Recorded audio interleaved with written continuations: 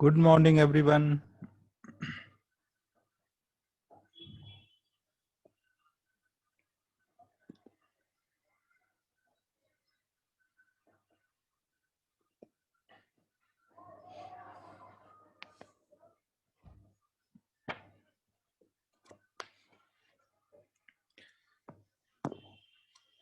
2 minute रुक जाते हैं। अभी बच्चों को आईडी लेट मिली है, ज्वाइन कर रहे हैं अभी।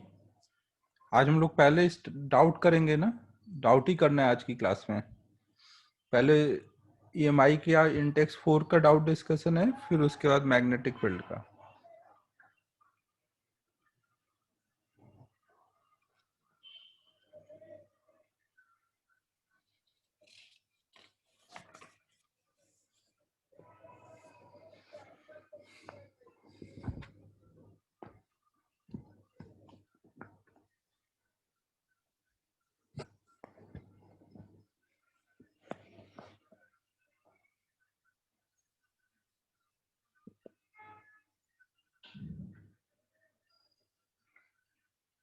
नहीं वेदांत, लास्ट टाइम बोला था ना नेक्स्ट क्लास में डाउट करेंगे। पहले 2 चैप्टर का डाउट हो गया ना, मैग्नेटिक फील्ड और ईएमआई।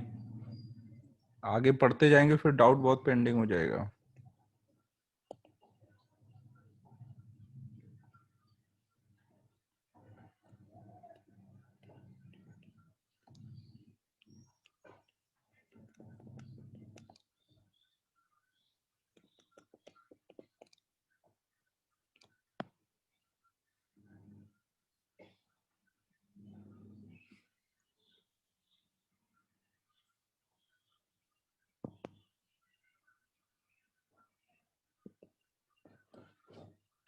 चलो बताना स्टार्ट करो, डाउट कौन कौन से हैं। इंटेक्स एक्सरसाइज 4 में बताओ ईएमआई में।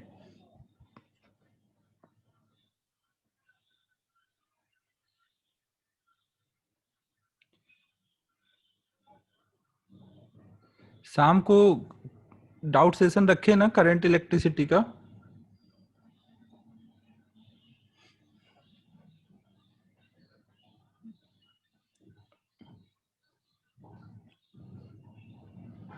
ठीक है, तो 5:30 पे रहेगा ना करंट इलेक्ट्रिसिटी का।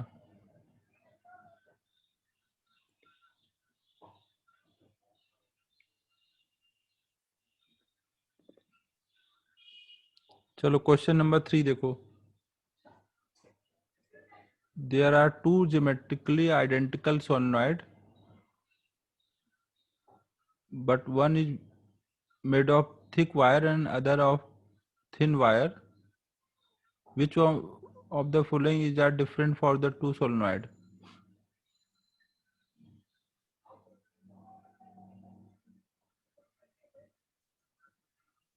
तो इसमें क्या बोला गया है, हमने 2 आइडेंटिकल सोलेनॉइड लिए और एक में हमने थोड़ी थिक वायर लगाई हुई है ना। थिक वायर लगाया तो थोड़ा ऐसे आया कुछ, और एक में हमने थिन वायर लगाई हुई है। सोलेनॉइड आइडेंटिकल है ना। अगर सोलेनॉइड आइडेंटिकल है तो इनका लेंथ होगा दोनों में वो सेम होगा, रेडियस सेम होगा। लेकिन इसमें अगर नंबर ऑफ टर्न n1 है, इसमें n2 है ना, टोटल नंबर ऑफ टर्न, तो n1 क्या हो जाएगा, कम हो जाएगा ना। अगर थिक वायर लगाएंगे तो कम टर्न्स आ पाएंगे ना, थिन वायर लगाएंगे तो ज्यादा टर्न्स आएंगे, है कि नहीं।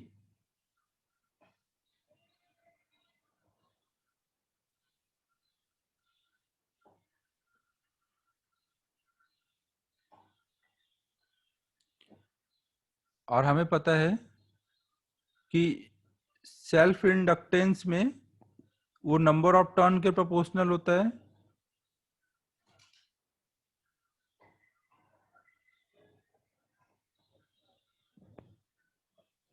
यार 1 मिनट रुकना, कॉल पता नहीं लोग क्यों कर रहे हैं। लिंक डाल तो दिया। हेलो, हाँ लिंक डाला है नया ग्रुप पे, डाल देखना वो।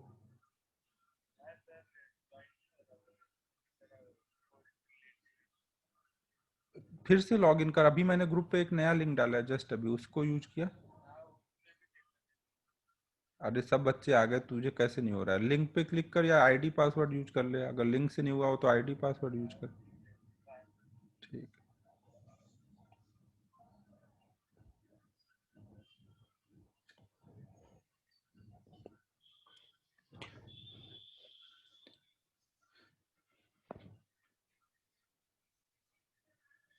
तो हमें देखो इसमें बताना है कि क्या क्या चीजें डिफरेंट होंगी। तो एक तो सेल्फ इंडक्टेंस, यहाँ पे जो सेल्फ इंडक्टेंस आएगा वो अलग अलग होना चाहिए, क्योंकि एल जो होगा एन के प्रोपोर्शनल होगा। दूसरा rate of joule heating if same current, अगर सेम करंट पास होगी तो दोनों के रेसिस्टेंस भी अलग अलग होंगे ना। एक थिक वायर है तो उसका कुछ अलग रहा होगा, इसका कुछ अलग रहा होगा। तो बी भी होना। ये मल्टीपल करेक्ट क्यों आ रहा है? मैग्नेटिक एनर्जी,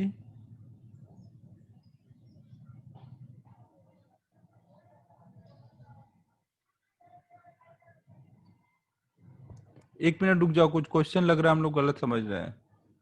अगर आइडेंटिकल दिया हुआ है और बस यहाँ पे नंबर ऑफ टर्न चेंज किया है, मेरे हिसाब से वो क्वेश्चन कुछ ऐसा पूछना चाह रहे हैं कि सोलेनॉइड आइडेंटिकल है, मतलब N1 N2 सब कुछ सेम है, बस वायर का थिकनेस अलग अलग है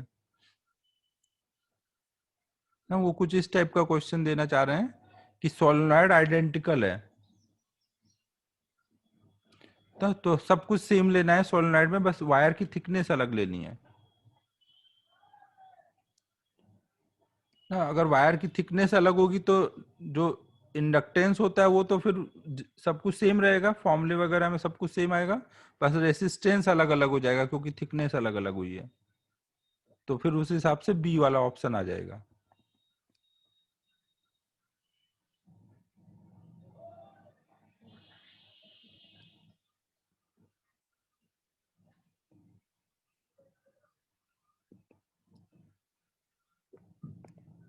नेक्स्ट बताओ।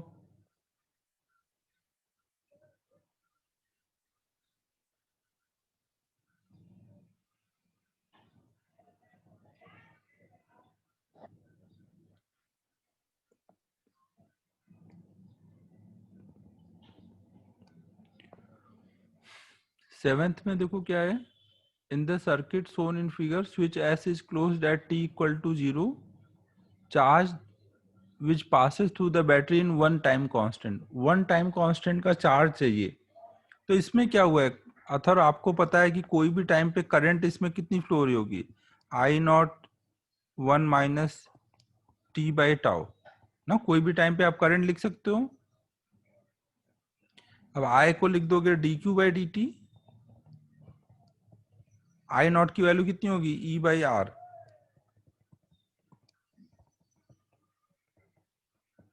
डी टी इधर ले आओ इंटीग्रेट कर लो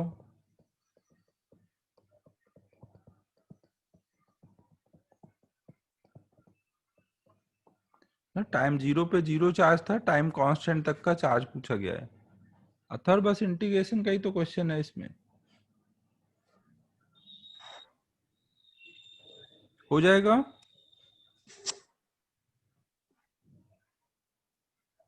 अथर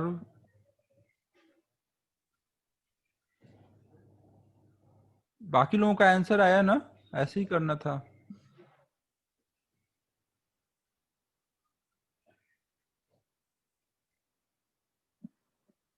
आंसर आया क्या बाकी लोगों का?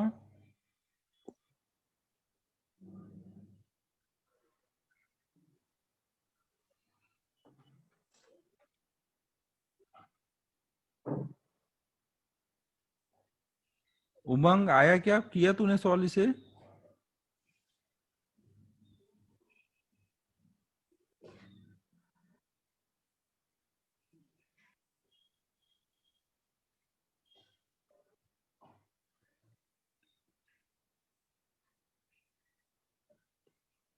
करना यही है, इसको बस अब इंटीग्रेट कर लो जीरो से टाउ तक के लिए, जो भी आएगा वही आंसर होगा।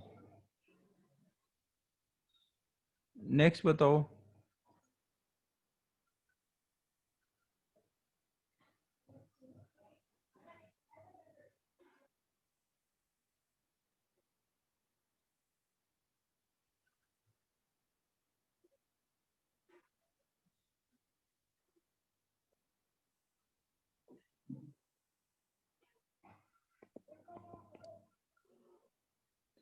8 में देखो क्या बोला है, a capacitor is charge to potential V naught, it is connected with the inductor through a switch S. Switch is closed at time 0. Which of the following is correct? तो इसमें क्या ऑप्शन बोलो कि डी क्यों नहीं होगा? Maximum energy stored in the inductor, हाँ वो भी वही होगा, half C V naught square. D भी होगा ऑप्शन में इसमें ना। जो भी कैपेसिटर की एनर्जी है बाद में वो सारी की सारी इंडक्टर में भी जाएगी ना।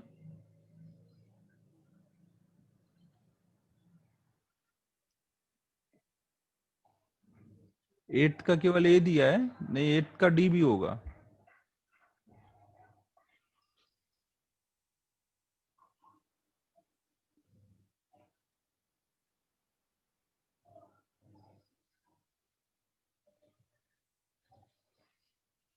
यही डाउट था 8 में या और करना है सॉल्व?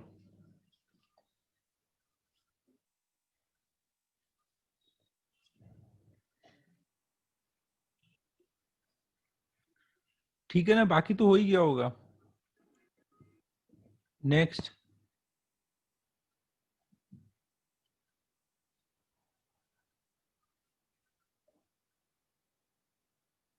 9th।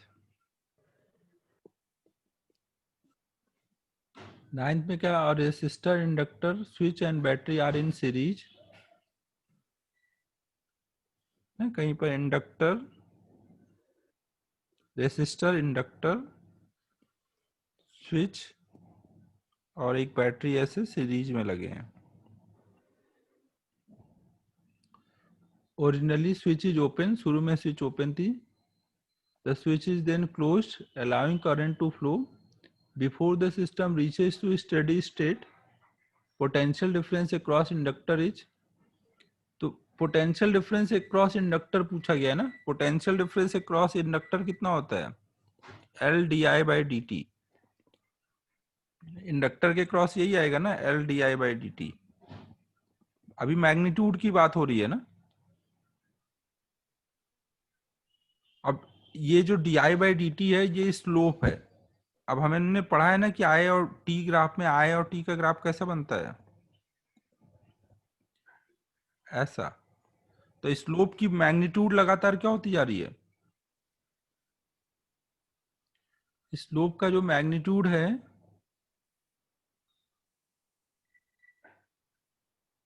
इंक्रीज नहीं हो रहा है भाई, डिक्रीज हो रहा है मैग्नीट्यूड। साइन छोड़ो, आपको जब यहाँ पोटेंशियल डिफरेंस बताना है तो ये थोड़ी बताना है कि ये हाई है ये लो, ऐसा कोई मेंशन किया है? तो आप मैग्नीट्यूड देखोगे तो यहाँ पे कुछ न्यूमेरिकल वैल्यू आएगी, बाद में जीरो हो जाएगा ना। तो आपको जब यहाँ पे मैग्नीट्यूड रखना है ना, यहाँ पे आपको केवल मैग्नीट्यूड रखना है। ऐसा थोड़ी बोला है कि करंट के डायरेक्शन से आना है तब बताना है, वोल्टेज डिफरेंस या अपोजिट से आना है तब बताना है। आपको तो बस मैग्नीट्यूड पूछा है।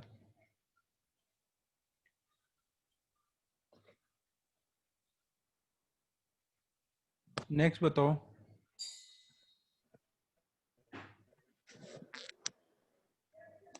समझो ना, अगर मैं पॉइंट मेंशन कर देता है ए और बी, फिर पूछता V A minus V B बताओ या B B minus V A बताओ, तब हम साइन सोचते ना। केवल हमें बोला है इंडक्टर के क्रॉस पोटेंशियल डिफरेंस, तो इसका मतलब बस मैग्नीट्यूड बताना है। नेक्स्ट हो गया अब सारा इसका।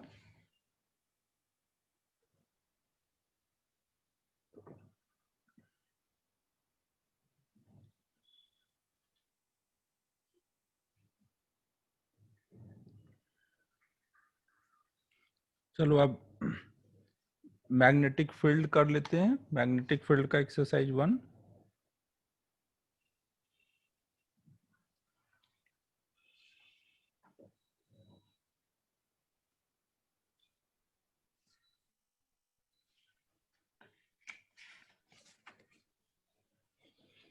मैग्नेटिक फील्ड में डाउट बताओ।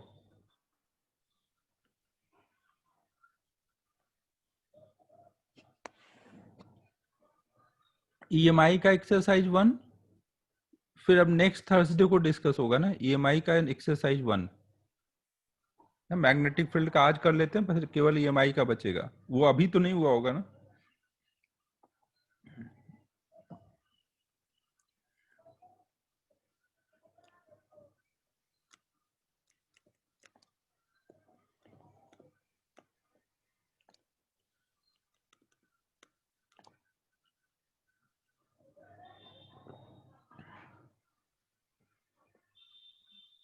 थर्सडे को इवनिंग में, शाम को करेंगे ना एक्स्ट्रा क्लास में।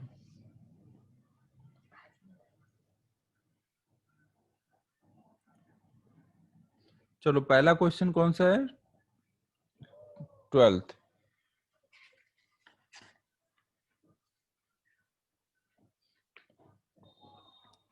ट्वेल्थ में देखो क्या बोला गया है। Current flows through uniform square frame as shown, in which case is the magnetic field at centre of frame is not zero. किस केस में मैग्नेटिक फील्ड सेंटर पे जीरो नहीं है, ये बताना है।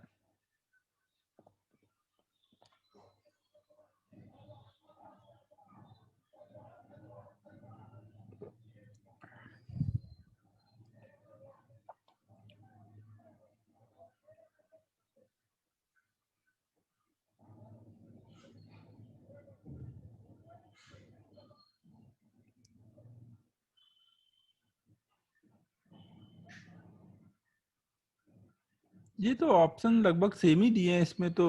पहला ऑप्शन दिया है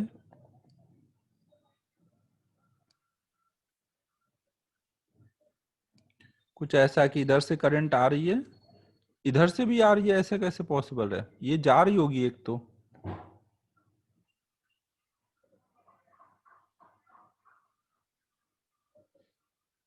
हाँ हाँ राज, हाँ ये सही बोला तूने, सही बात है हाँ। तो अभी देखो जैसे इसकी वजह से जब निकालोगे, इधर से अगर आई करंट आ रही है, अगर इसका रेसिस्टेंस आर है तो इधर वाले का टोटल कितना हो जाएगा पूरा, ये तीन आर आर आर, तो ये टोटल इधर का कितना हो गया 3R। तो करंट जो आई आएगी वो रेसिस्टेंस के इनवर्स रेशियो में डिवाइड होगी ना, मतलब 1:3 रेशियो में डिवाइड हो जाएगी ना। अगर मान लो इधर को I1 गई और इधर को I2 गई, तो I1 I2 क्या होगा, 3R/R ना, 3 ऐसे आ रहा होगा। अब हम इसकी वजह से अगर यहाँ पे मैग्नेटिक फील्ड लिखेंगे तो उसका डायरेक्शन फाइनाइट वायर की वजह से मैग्नेटिक फील्ड का फॉर्मूला क्या आता था?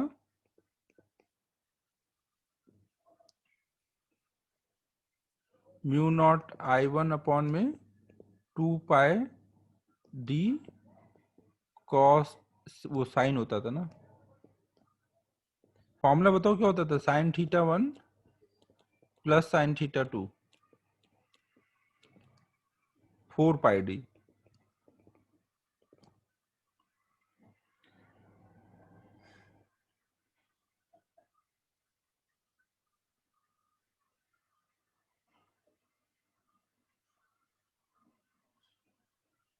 फिर अगले वाले में देखेंगे ना, और अगले वाले में देखेंगे तो इसके वजह से जब लिखेंगे तो यहाँ एक का लिख के 3 टाइम करेंगे ना, म्यू नॉट I2 अपॉन में 4π d, ये सब सेम रहेगा इंटू 3 ना। अब हमें पता है 3I2 इक्वल टू I1 है ना, यहाँ से देखो I1 इक्वल टू 3I2, तो मतलब दोनों की वैल्यू सेम है।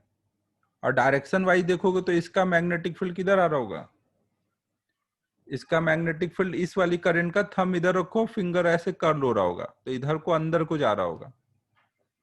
और यहाँ देखोगे तो थंब इधर को नीचे को रखोगे और फिंगर ऐसे कर्ल करोगे राइट हैंड का ना, ऐसे जब कर्ल करोगे, सॉरी ऐसे कर्ल हो रहा होगा, ऐसे थंब रखोगे, ऐसे कर्ल होके इधर को बाहर आ रहा होगा, तो ये दोनों कैंसिल कर रहे हैं और इक्वल है, तो ये जीरो हो जाएगा। और इसका अगर लोगे तो ये करंट के डायरेक्शन में पड़ रहा है, तो इसका भी जीरो है।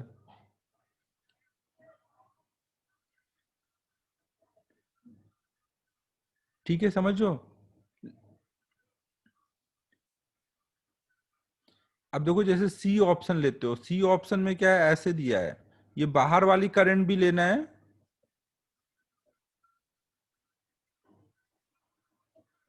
कोई भी एक कर लो नारायण ना, या तो इधर से करंट इधर को कर दो या इधर से कर दो इधर को ना, वो एरर है उसमें, दोनों में आता हुआ दिखाया है ना, एक में आ रहा होगा एक में जा रहा होगा, कोई भी एक ले लो ना, दोनों से वही सेम आएगा।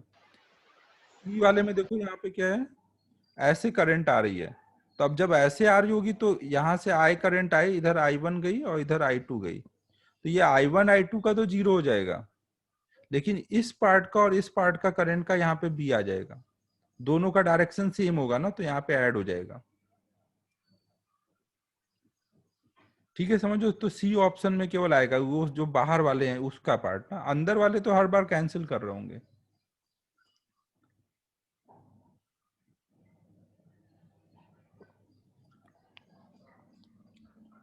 ठीक है, 12th हो जाएगा ना। अब नेक्स्ट बताओ।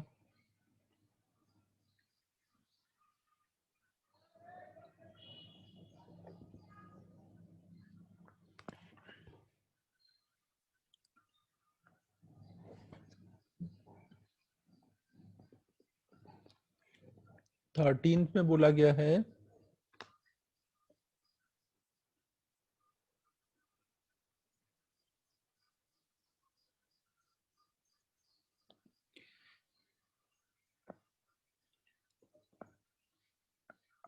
हाँ भेजता हूँ।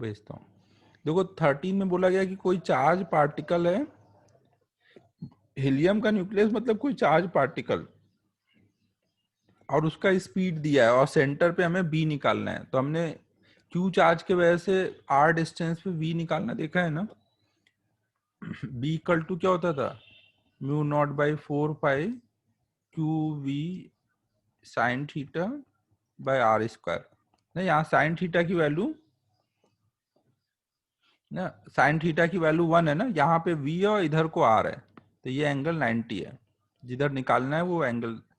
अब q v r ये सब डाल दो वैल्यू, ओजस्वी हो जाएगा। हीलियम का एक चार्ज पार्टिकल दिया है और उसके वजह से b निकालना है।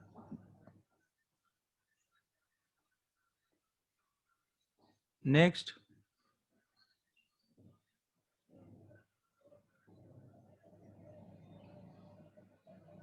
16th 16th में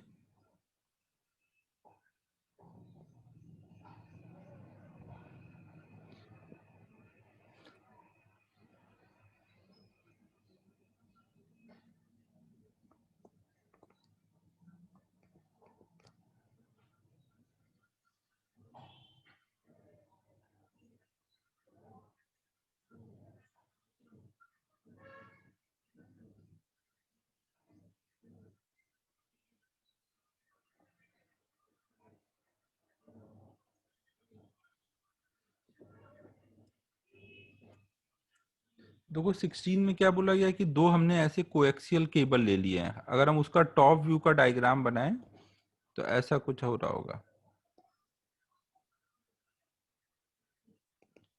ये अंदर वाला सॉलिड है ना, R1 रेडियस का ये सॉलिड है, और ये वाला यहाँ पे सॉलिड है, बाकी पार्ट हॉलो है उसका।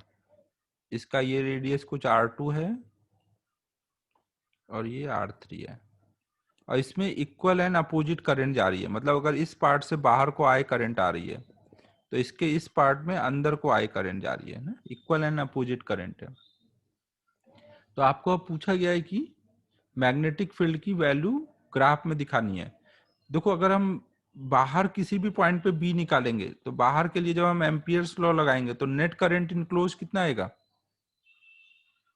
बाहर के लिए नेट करंट इनक्लोज 0 आएगा ना। तो बाहर वाले हर एक पॉइंट पे बी क्या आना चाहिए, 0 ना। मतलब जब भी ग्राफ होगा R3 तक ही बी की वैल्यू होगी, उसके बाद वो 0 हो जाएगा।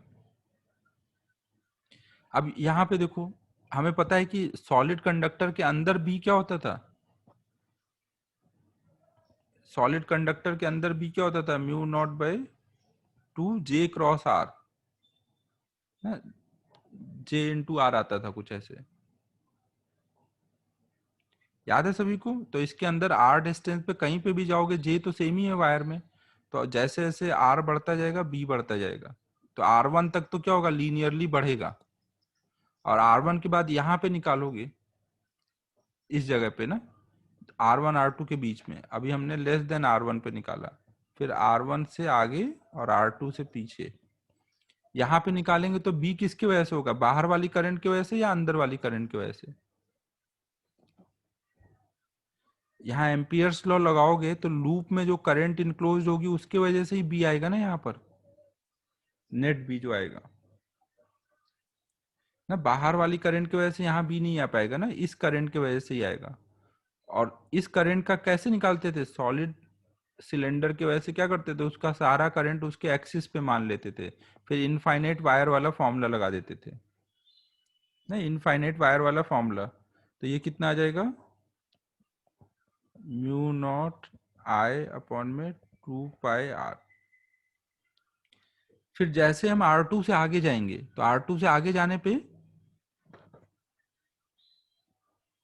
अब R की वैल्यू R1 से ज्यादा हो गई, R2 से कम। तो आप देख रहे हो R से जब आगे जाओगे तो इसका मैग्नेटिक फील्ड क्या होगा, यहाँ दूर जा रहा हो ना, जैसे जैसे आप आगे बढ़ते जाओगे इस पार्ट का मैग्नेटिक फील्ड क्या होता जाएगा, कम होता जाएगा ना। ये वाला फॉर्मूला तो यहाँ पे भी लगेगा इसके लिए, और साथ में इसका जैसे यहाँ निकालोगे तो इतने पार्ट तक का करंट काउंट करना पड़ेगा, एम्पियर लॉ जब लगाओगे तो ये जो करंट अपोजिट में है ना, तो वो इसमें करंट में ऐड होगी निगेटिव में, तो करंट भी कम होता जाएगा। डिस्टेंस बढ़ता जा रहा है, करंट कम होता जा रहा है जैसे जैसे हम आगे बढ़ रहे हैं। नेट करंट इनक्लोज यहाँ आते आते जीरो हो जाएगा ना। तो अब इस रीजन में भी, इस रीजन के कंपेरिजन में तेजी से कम होना चाहिए या स्लो कम होना चाहिए? यहाँ इस रीजन में तो केवल आर बढ़ रहा था इसलिए बी कम हो रहा था, लेकिन यहाँ पे तो आई भी कम हो रहा है, आर बढ़ रहा है, तो बी तेजी से कम होगा स्लो कम होगा? तेजी से कम हो रहा होगा ना। और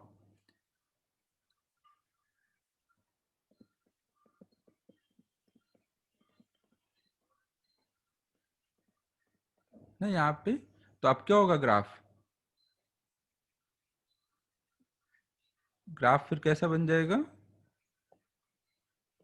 पहले R1 तक के लिए लीनियरली बढ़ रहा है, फिर R2 तक के लिए कम हो रहा है, फिर R3 में और तेजी से कम हो रहा है ना। जितना तेज कम होगा उतना ग्राफ वर्टिकल बनाएंगे ना। समझ आया सबको क्या बोल रहा हूँ?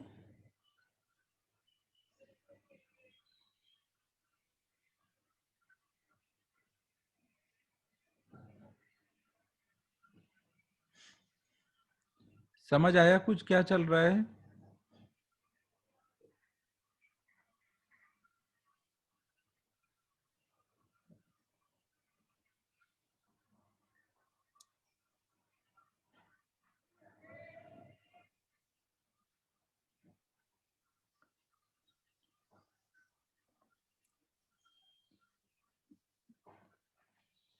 19 देखते हैं अब।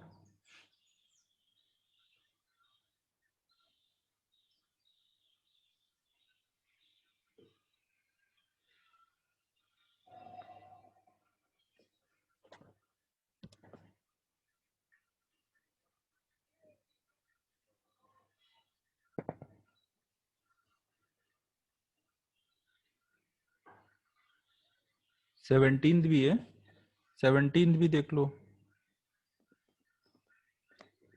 हाँ करता हूँ, पहले 17 कर लेते हैं।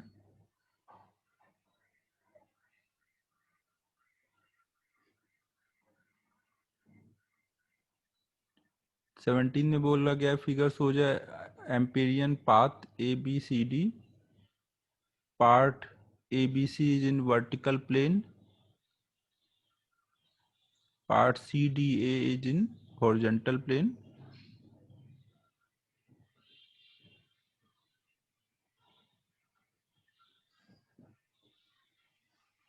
डायरेक्शन ऑफ ये दिया है, तो हमें यहाँ एम्पियर्स लॉ लगाना है ना।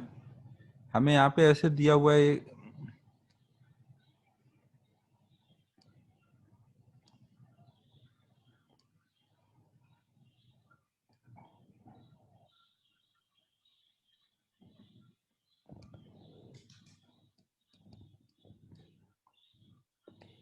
हाफ लूप हमारा यहाँ पर ऐसे है, वर्टिकल में है, और हाफ लूप हमारा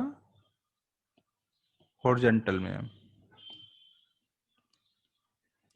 तो इस लूप के लिए अगर हम लोग इंटीग्रल B.dl लगाएं तो हम क्या लिख सकते हैं, इंटीग्रल B.dl। देखो हम इसको ऐसे सोच सकते हैं कि ये यहाँ से यहाँ तक जाकर के हम ऐसे गए हैं, और यहाँ पर यहाँ से यहाँ तक जाके ऐसे आए हैं। तो ये लूप का हम हाफ का अलग लिख सकते हैं, इस हाफ लूप का अलग लिख सकते हैं ना। और इस पार्ट में एक्चुअल में कुछ हम गए ही नहीं है, तो ना तो गए ना आए, दोनों कैंसिल हो गए ना। Integral B dot d l इधर का और इधर का अपोजिट में होगा तो वो कैंसिल हो जाएगा ना। समझो सभी। तो आपको इस लूप का निकालना है, तो आप क्या करो, ये दो लूप का निकालो, इसका अलग और इसका अलग। जब हम इस वाले लूप का निकालेंगे तो इससे कितनी करंट पास हो रही है, जो हॉरिजॉन्टल में करंट जा रही होगी वही काउंट करोगे ना, I1 और I3। और वर्टिकल में यहाँ पे करंट है I2 और I3 यहां से जा करके निकल के ऐसे नीचे को जा रही है। I1 तो सीधे चली गई है। तो इस पार्ट का क्या आएगा रिजल्ट, इस पार्ट को मान लो ये लूप 1 है, ये लूप 2 है, तो हम इसको integral B dot d l loop 1 के लिए plus integral B dot d l loop 2 के लिए कर रहे हैं। लूप 1 का रिजल्ट कितना हो जाएगा, आप इधर को इंटीग्रेट करो ना, ये डायरेक्शन ऑफ इंटीग्रेशन दिया हुआ है आपको। तो आप इधर को अगर फिंगर कर्ल करोगे तो थंब इधर बाहर को आ रहा होगा, तो इधर को जो करंट होगी वो प्लस को होगा ना। तो यहाँ पे देख लो, ये करंट I1 भी इधर को जा रहा है और I3 भी इधर बाहर को निकल रहा है, तो ये दोनों प्लस में हो जाएंगे।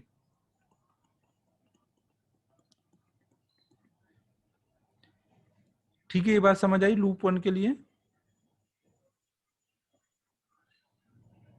और लूप 2 के लिए जब हम लोग करेंगे तो यहाँ पे ऐसे फिंगर, राइट हैंड के फिंगर को कर्ल करो।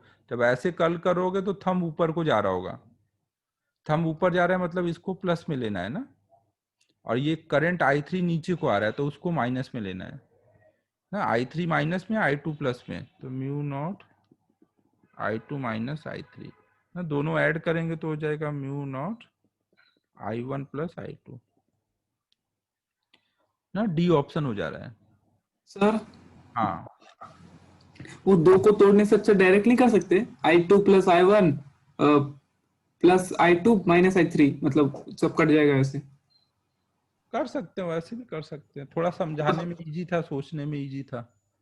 तो मतलब कर सकते हैं ना डायरेक्टली लेके। हाँ, कर सकते, कर सकते। एक यस में सर। इंटर किया, एक में बाहर आया, तो मिला करके उसका इफेक्ट 0 हो गया। ठीक है, 17 समझ आ गया ना।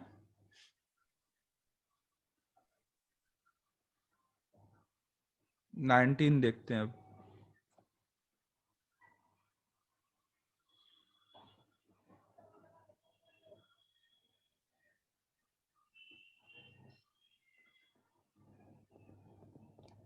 नाइनटीन में, हाँ राजू, ऐसा कुछ करना होगा। A long solenoid is fabricated by closely winding wire of diameter ना। एक हमने लॉन्ग सोलनॉइड ले लिया है और इसमें ये जो वायर्स यूज हुए हैं, इनके वायर्स के डायमीटर दिए हुए हैं।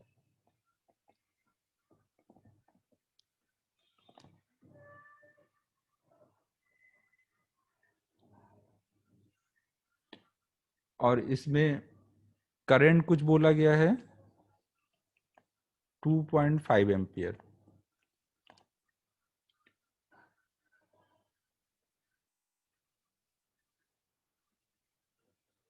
तो अगर हम लोग इसका लेंथ कुछ L ले लेते हैं,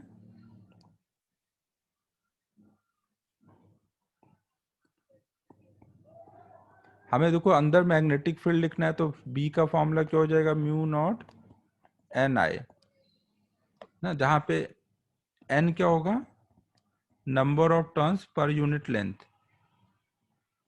ना। अगर मान लो पूरे L लेंथ में टोटल N टर्न्स हैं, तो पर यूनिट लेंथ क्या हो जाएगा, N/L। और N को क्या लिखेंगे, अगर यहाँ पे हर एक वाइंडिंग जो है, यहाँ पे अगर हर एक वायर जो है वो ऐसे करंट आ रहा है, तो ये जो डायमीटर है उसके बराबर एक टर्न स्पेस ले रहा है, पूरा लेंथ L है। तो कितने यहाँ पे टर्न्स आ पाएंगे, L/D करेंगे ना टोटल टर्न्स निकालने के लिए पूरे L लेंथ में। तो I कट जाएगा, म्यू नॉट I/D ना, ये हमारा B का फॉर्मूला आ जाएगा। तो I दिया है, D दिया है। 19 समझ आया क्या बोल रहे हैं। आपको नंबर ऑफ टर्न सीधे नहीं दिया था, अबे अथर दिल पे मत लो भाई, राज हेल्प कर रहा था, ऐसे मत समझो। राज ने हो गया था इसलिए बता दिया, उसमें दिल पे क्यों ले रहे हो? देखो भाई, ये मान लो पूरी एल लेंथ तक की वायर है, और यहाँ पे ये जो सोलनॉइड है, ये जो सोलनॉइड है ये मान लो पूरे एल लेंथ की है, और यहाँ से सोलनॉइड में करंट निकल रही है, यहाँ इंटर कर रही है ऐसे। तो टोटल नंबर ऑफ टर्न निकालने हैं। अगर एक वायर का डायमीटर डी है और पूरी ये एल लेंथ है, तो कितने वायर ऐसे आएंगे यहाँ पर? जितने वायर आएंगे वही तो होगा ना नंबर ऑफ टर्न्स। अबे राज, तू समझ नहीं रहा, थॉर ने दिल पे ले लिया है।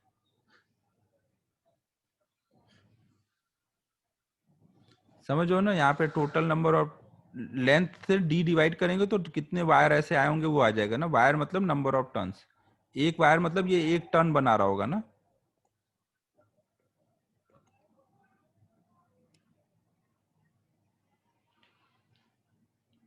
ठीक है।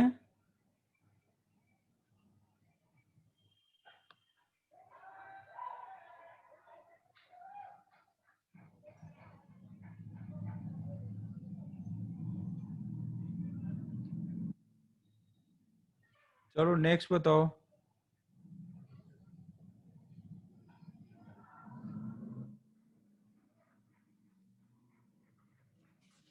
25 देखो।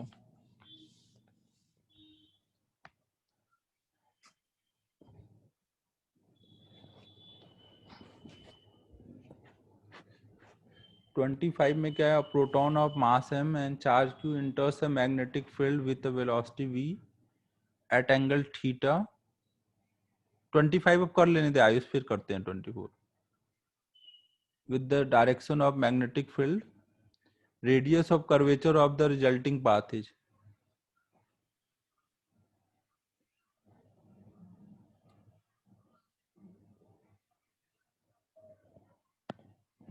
देखो इसमें ये बोला गया है, हाँ एक मिनट देखने दो, एक मिनट। 25 में बोला गया है कि ना कहीं पर मान लो बी इधर को है और वी ऐसे है,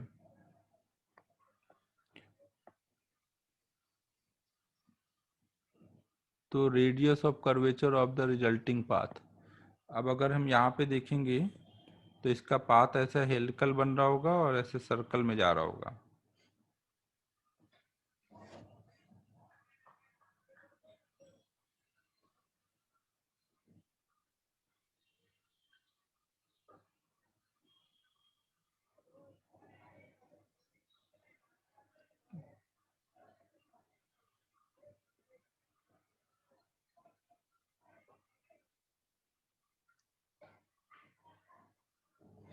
अब ये एक चीज सोचनी पड़ेगी कि जैसे ये हेलिकल पाथ है, तो हेलिकल पाथ का रेडियस ऑफ कर्वेचर जो होगा, हाँ वही सोचना पड़ेगा राज कि जो हेलिकल पाथ का रेडियस ऑफ कर्वेचर है वो क्या सर्कल का होगा? वो थोड़ा अलग होगा ना, सर्कल से थोड़ा अलग होगा। हाँ नहीं, वो नहीं होगा, सर्कल का नहीं होगा। तो ज्यादा बेटर तरीका क्या है कि अगर हम लोग बी को रिजॉल्व करें इधर को और इधर को, तो इस बी की वजह से तो इस पे कोई फोर्स नहीं लगेगा, इसके वजह से ही लगेगा, तो नेट फोर्स हमें पता चल जाएगा, तो उससे हमें आ जाएगा। समझो अगर हम लोग यहाँ पर इस बी को रिजॉल्व कर लें ना, इधर को और इधर को। अबे कथन गलत नहीं किया था भाई, हमने लास्ट टाइम तक हेलिकल पाथ देखा था ना, रेडियस कहाँ निकाला था हमने ना। अगर हमें केवल रेडियस निकालने को बोला गया है, तो रेडियस निकालने को बोला है, तो इस इंस्टेंट पर यहाँ पे फोर्स किधर रहेगा? अगर मैग्नेटिक फील्ड इधर को है, इस वाले बी के कंपोनेंट की वजह से जो फोर्स आएगा, वी क्रॉस बी करोगे तो अभी फोर्स बाहर को आ रहा होगा ना, तो ये हेलिक्स का कर्वेचर दे देगा ना, क्योंकि हेलिकल जो पाथ बन रहा है उसमें कुछ यहाँ पे जैसे वो चलेगा, तो उसका रेडियस ऑफ कर्वेचर इससे आ पाएगा ना, इसकी वजह से जो फोर्स लगेगा परपेंडिकुलर वाला, तो परपेंडिकुलर फोर्स आ जाएगा, तो फिर हम लोग mv² बाई आर कर देंगे। ये याद करो, देखो कहीं पे भी हम लोग पीछे रेडियस ऑफ कर्वेचर निकालते थे तो हम लोग वेलोसिटी को कभी भी रिजॉल्व नहीं करते थे, फोर्स को रिजॉल्व करते थे। फोर्स का कंपोनेंट वेलोसिटी के अलॉन्ग और उसके परपेंडिकुलर ना, और परपेंडिकुलर वाला फोर्स की वजह से जो एक्सेलरेशन आता था वो लेते थे, और पैरेलल वाला, और इसको लेकर के फिर हम लोग एसी हो जाता था तो वी स्क्वायर बाय आर ऐसे करते थे। ना वेलोसिटी को कभी रिजॉल्व नहीं करते थे रेडियस ऑफ कर्वेचर निकालने के टाइम पर।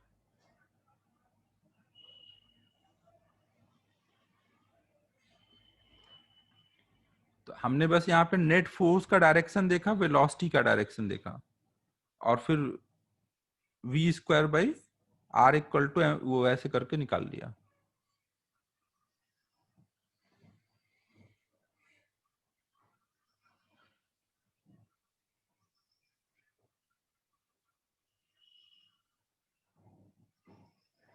ट्वेंटी फोर देख लो ना। इस क्वेश्चन से हमने क्या सीखा कि कभी भी रेडियस ऑफ कर्वेचर निकालने में वी को रिजॉल्व नहीं करना है ना। 24 देख लो। A negative charge particle falling freely under gravity enters in a region having uniform horizontal magnetic pointing towards north.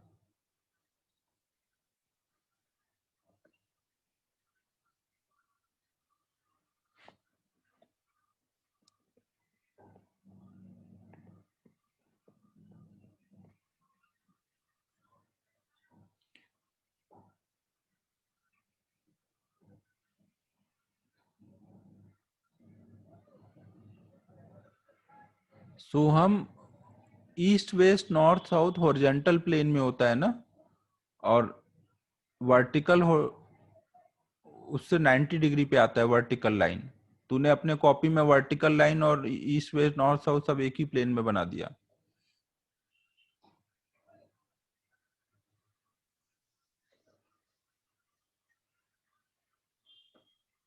Twenty four देखो, अगर हमने स्क्रीन को हॉरिजॉन्टल रखा हुआ है, अगर हमने स्क्रीन को हॉरिजॉन्टल रखा और बोला इधर ईस्ट है, इधर नॉर्थ वेस्ट साउथ ना, ये हॉरिजॉन्टल प्लेन है, तो नीचे को जा रहा है मतलब इन टू द प्लेन जा रहा है, ऊपर को आ रहा है मतलब आउट ऑफ द प्लेन जा रहा है ना। तो आप देखो इसमें बोला गया है कि एक negatively charge particle falling freely under gravity ना, निगेटिव चार्ज पार्टिकल अंदर को जा रहा है ना, फॉलिंग फ्रीली मतलब अंदर को जा रहा है ना,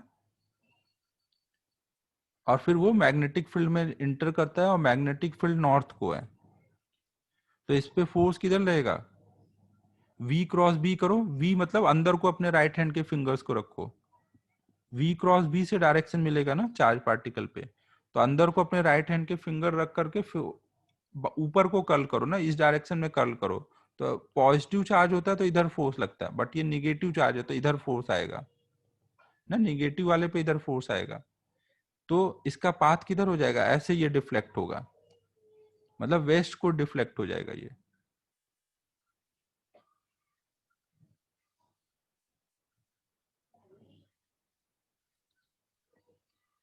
ना। सभी लोग ध्यान रखो, ईस्ट वेस्ट नॉर्थ साउथ जब बना रहे हो स्क्रीन के प्लेन में, तो वहां वर्टिकल ये अप मतलब ये डॉट लाइन, और वर्टिकली डाउन मतलब ये क्रॉस लाइन, ऐसे सोचना है। नेक्स्ट कौन सा है, 26।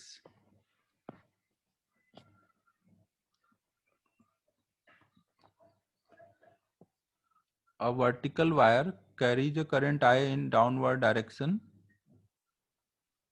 An electron beam sent horizontally towards the wire will be deflected. फिर सेम वैसे ही है ना, अगर हम लोग मान लेते हैं वर्टिकल वायर है और उसमें अंदर को करंट जा रही है, तो हमने ये स्क्रीन के प्लेन के परपेंडिकुलर ऐसे एक वर्टिकल वायर ले ली,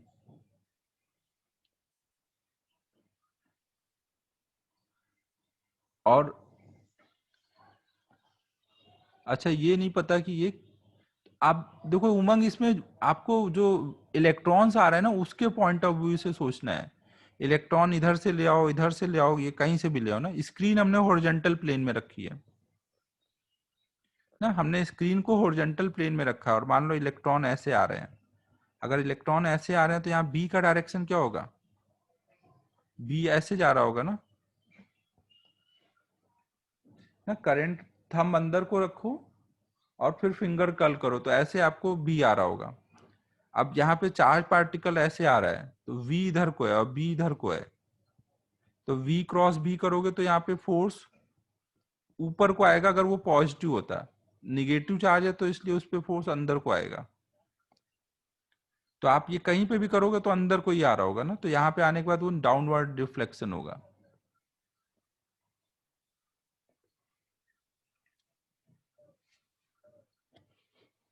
ठीक है, सबको समझ आ रहा है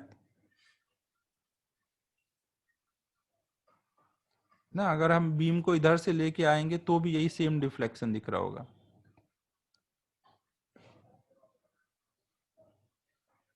स्क्रीन को हॉरिजॉन्टल प्लेन में लिया गया है ना। 28 देखो अब।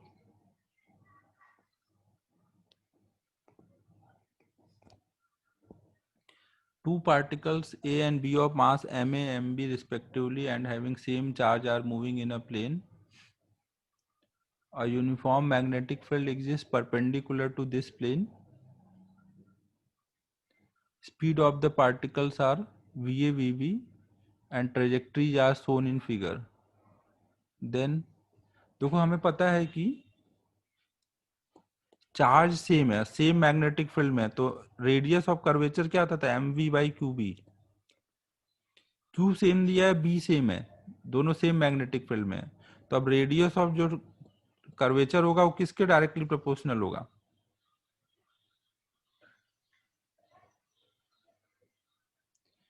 ना, r directly proportional to m v आएगा ना। ए का देख रहे हो ना, ए के केस में रेडियस बड़ा बना है, बी के केस में छोटा सर्कल है, तो ए वाले का मोमेंटम ज्यादा हो जाएगा।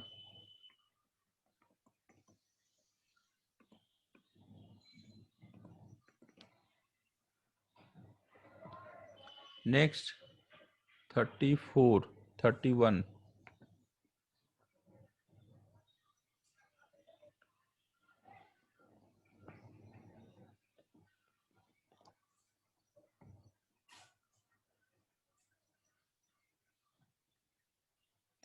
31 में देखो बोला गया है दो प्रोटॉन है,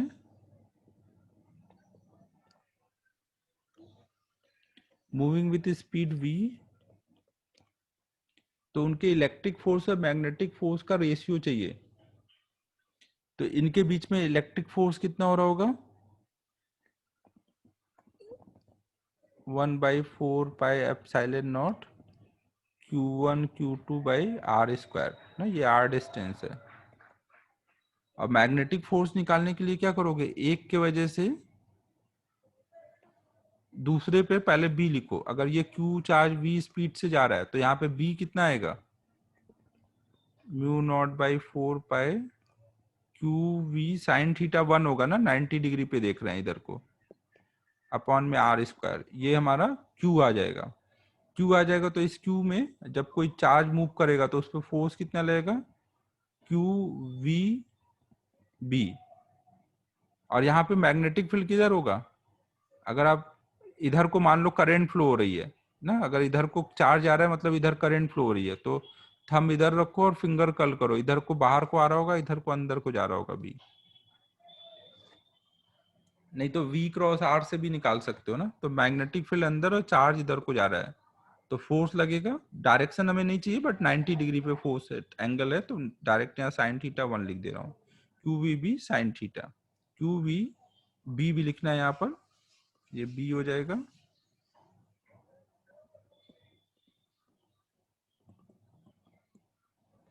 तो हमारा आ गया mu naught by 4 pi q square v square by r square ना, ये मैग्नेटिक फोर्स आ गया। दोनों को डिवाइड कर दो और जहां पे भी म्यू नॉट एप्सिलॉन नॉट का प्रोडक्ट आएगा वहां पे 1/c² लिख दो ना, हो जाएगा फिर सॉल्व। c मतलब स्पीड ऑफ लाइट है ना, c या c नॉट इसमें क्वेश्चन में लिखना है उसको। 31 हो जाएगा।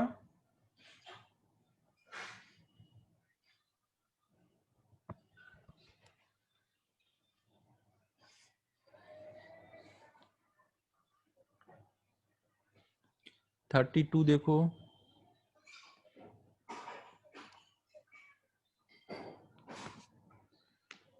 in a region of uniform electric field is present as E equal to E naught J and uniform magnetic field ना, हमने कुछ ऐसा रीजन ले लिया है, इलेक्ट्रिक फील्ड ऊपर को है और मैग्नेटिक फील्ड बाहर को है ना, जेड एक्सिस मतलब बाहर को।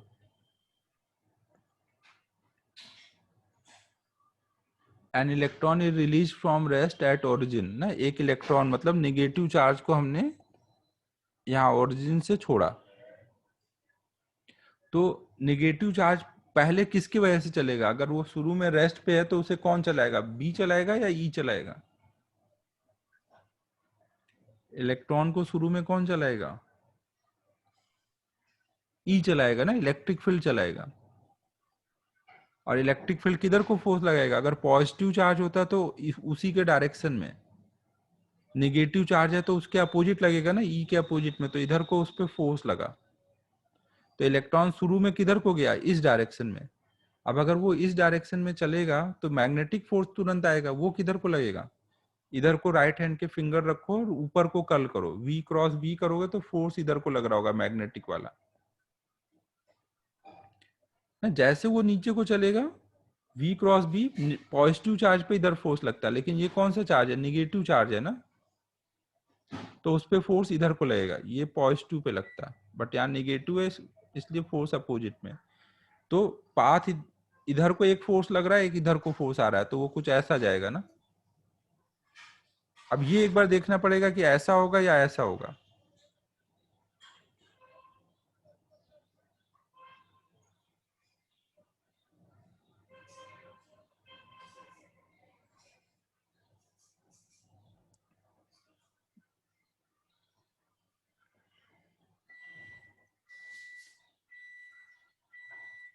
ये बताओ भाई, ये पाथ ऐसा होना चाहिए या एक ये भी ऑप्शन है ना यहाँ पर, ऐसा होना चाहिए? दूसरा वाला सर, वो मैग्नीट्यूड देख लो ना,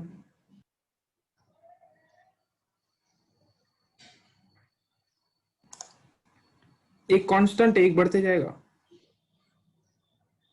एक कांस्टेंट है और एक बढ़ता जाएगा, तो इधर इलेक्ट्रिक फील्ड था, इधर वो मैग्नेटिक। क्यू ही है ना सर, मतलब हाँ, इलेक्ट्रिक फील्ड वाला, वो तो कांस्टेंट ही रहेगा ना, जे वाला। इलेक्ट्रिक फील्ड वाला, हाँ वो तो कांस्टेंट ही रहेगा। बस फिर एक बढ़ता जाएगा और बढ़ते बढ़ते बढ़ता ही जाएगा।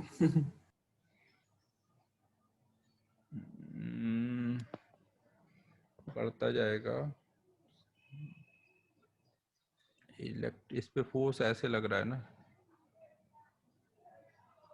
तो एक मिनट में कुछ ऐसा सोच लें तो।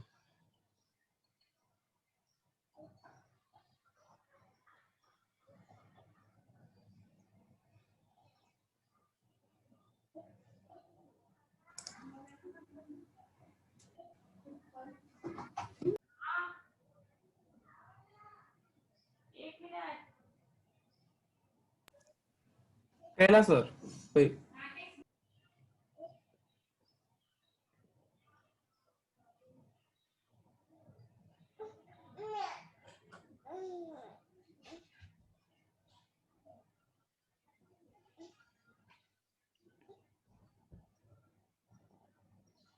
इसका डी आना चाहिए, एक बार आंसर चेक करो क्या है।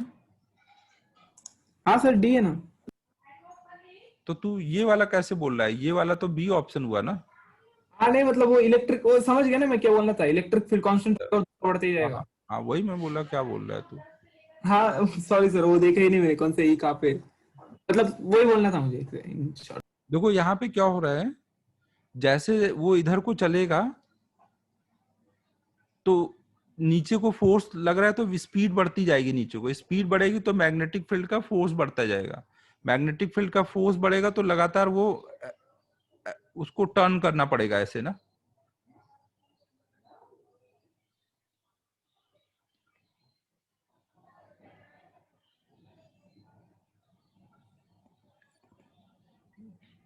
क्या पूछा है तूने?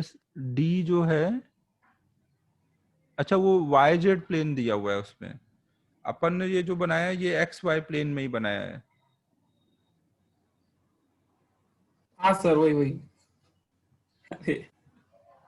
अच्छा वो वाई जेड प्लेन है, इन हाँ। शॉर्ट राइट है वो, क्वेश्चन तो आंसर मतलब राइट। सी वाला ऑप्शन होगा, सी वाला होगा, हाँ। अपन एक्स वाई प्लेन के हिसाब से बोल रहे हैं ना, हाँ।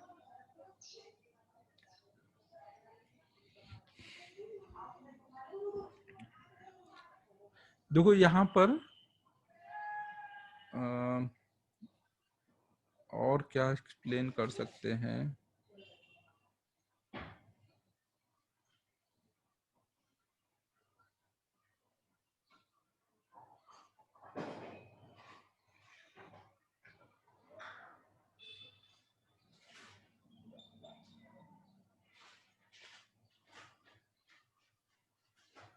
ये बात देखो आपको समझ आ रही है ना कि ये वाला पाथ नहीं पॉसिबल है, क्योंकि इसमें क्या है, नीचे जाने पे स्पीड बढ़ रही है ना, तो मैग्नेटिक फील्ड का फोर्स और ज्यादा बढ़ेगा।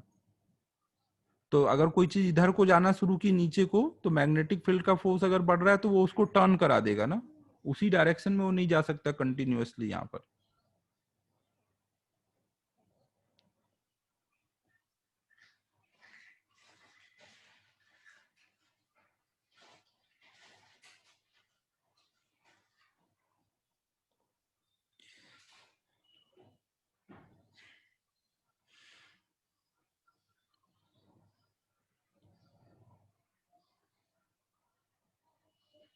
देखो ये वाला जो पार्ट है ना, ये जो पार्ट है उसमें पाथ ऐसा मिलेगा, और इसको एक्सप्लेन करने के लिए ना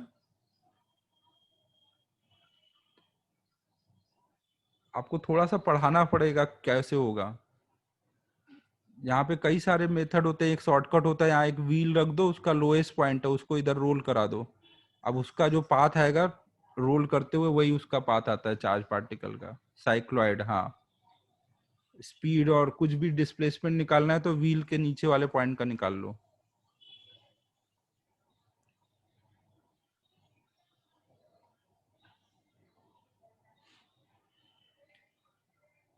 अब वो सॉल्व करके ही बता पाऊंगा यार, ऐसे बता पाना तो थोड़ा सोचता हूँ ऐसे और क्या बता सकते हैं। थोड़ा सा देखो ऐसे हम लोग ट्राई करते हैं, जैसे जब शुरू में ये पार्टिकल इधर को चला ना, पार्टिकल जैसे इधर को चला तो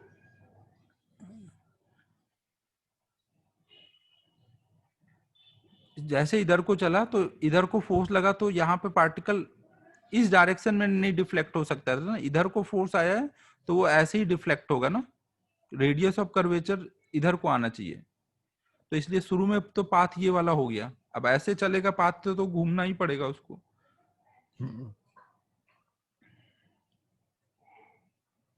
अब यहाँ पे आने के बाद क्या होगा ये थोड़ा सा आपको बताना पड़ेगा। यहाँ पे आने के बाद देखो जैसे ये घूम के जब यहाँ आया तो वापस से उसका इलेक्ट्रिक फील्ड में डिस्प्लेसमेंट कितना हो चुका है, यहाँ आते आते उसका इलेक्ट्रिक फील्ड में डिस्प्लेसमेंट कितना हो जाएगा, work done by electric field कितना हो चुका है, जीरो ना। तो यहाँ आकर के इसकी स्पीड जीरो हो गई, तो अब यही काम जो यहाँ पे हुआ तो वही फिर से रिपीट होगा। अब यहाँ से इलेक्ट्रिक फील्ड फोर्स लगाएगा वो फिर से नीचे को जाएगा, तुरंत मैग्नेटिक फील्ड का फोर्स आएगा वो फिर ऐसे जाएगा ना, बार बार वही चीज रिपीट होती जाएगी। समझ आया भंडारी क्या बोल रहा हूँ।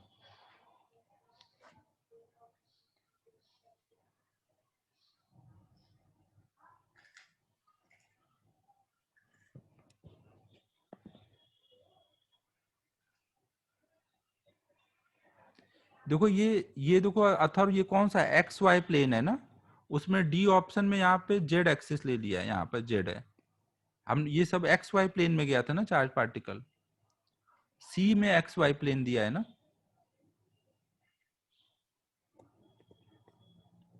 समझो ना, पार्टिकल पे फोर्स एक्स एक्सिस के लॉन्ग लगा था ना, एक्स और वाई वाई में, तो वो उस प्लेन में चला था।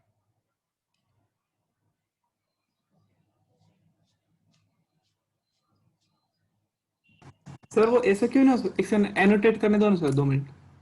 एक मिनट रुको। अरे प्रथमेश देखो ना, मैग्नेटिक फील्ड फोर्स वर्क नहीं करता और इलेक्ट्रिक फील्ड जो है वो वर्क करता है। इलेक्ट्रिक फील्ड का फोर्स नीचे को है और आप यहाँ से चले हो घूम फिर के फिर यहीं आ गए, तो वाई डायरेक्शन में कोई डिस्प्लेसमेंट हुआ, अगर आप यहाँ से चल के यहाँ आ गए तो वाई डायरेक्शन में कोई डिस्प्लेसमेंट नहीं हुआ ना, तो वाई का फोर्स है, वाई में डिस्प्लेसमेंट 0 है।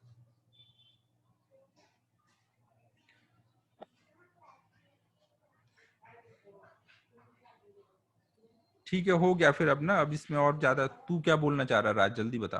ऐसे गोल गोल नहीं हो सकता, ऐसे आगे जाके ऐसे वापस नहीं ना, गोल तू देख ना, अगर ये यहाँ छोटा तक वाला। आया और भी 0 हो गया है, तो फिर तो यही काम फिर से शुरू होगा ना, यहाँ रेस्ट से छोड़ नहीं, वो थोड़ा। वहां तक आए तो आपने वो इसे एकदम इसे शार्प कर्व क्यों बनाया, मतलब वो समझा नहीं मुझे। क्योंकि वो यहाँ आके V0 हो गया, फिर से यही कर्व अब रिपीट होना है, तो शार्प भी आएगा ना। अगर एक बार ये पाथ आया और ये रुक गया, तो अब फिर से यही चीज रिपीट होगी, तो अब ऐसे ही बनेगा ना वो। हाँ सर, समझा। ना, मतलब एक तरह यहाँ चार्ज पार्टिकल को रख दो, तब वो इस पाथ पे जाएगा। अभी तक ऐसे आया था, तो शार्प कर्व आना ही है यहाँ पर। नेक्स्ट है अब हमारा 34। 29 भी है।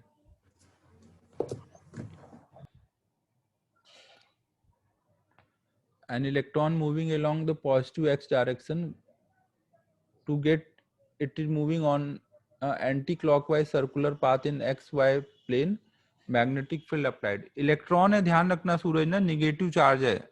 अक्सर हम लोग वो गड़बड़ करते हैं, पॉजिटिव पे ही फोर्स निकालते हैं। ये एक्स वाई प्लेन ले लिया ना, जेड एक्सिस बाहर को है, और इलेक्ट्रॉन पॉजिटिव डायरेक्शन में चल रहा है। एक इलेक्ट्रॉन मतलब निगेटिव चार्ज, वो इधर को चल रहा है, और आपको इसको सर्कुलर पाथ मतलब यहाँ पे आने के बाद एंटी क्लॉकवाइज में घुमाना है, ऐसे घुमाना है।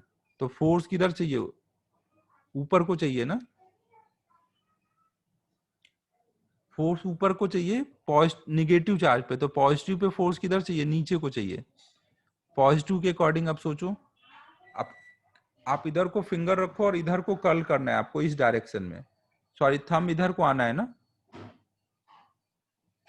अगर V इधर को लाके ऊपर को कर्ल करोगे, तब इधर को थंब आएगा ना। V इधर रख के ऊपर को कर्ल करोगे, मतलब B यहाँ पे ऊपर को होना चाहिए। पॉजिटिव निगेटिव का ध्यान रखना है सूजल थोड़ा इसमें। ठीक है, नेक्स्ट अब हम लोग कर रहे थे 34।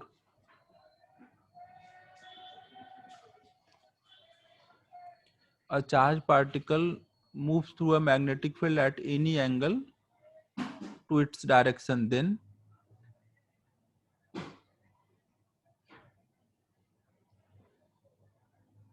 to at any angle to its direction,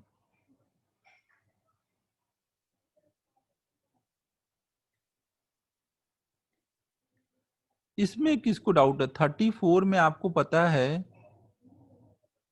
कि मैग्नेटिक फील्ड कभी भी कोई वर्क नहीं कर सकता। मैग्नेटिक फील्ड वर्क नहीं कर सकता तो काइनेटिक एनर्जी तो कांस्टेंट होगी। बट मैग्नेटिक फील्ड फोर्स तो लगा सकता है ना, फोर्स लगाएगा तो मोमेंटम तो चेंज होगा ना।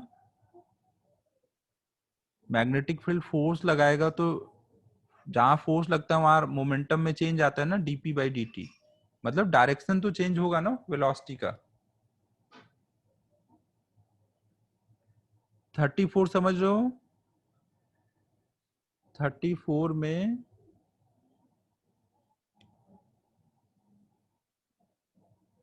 मोमेंटम चेंज होगा और काइनेटिक एनर्जी में चेंज नहीं आएगा।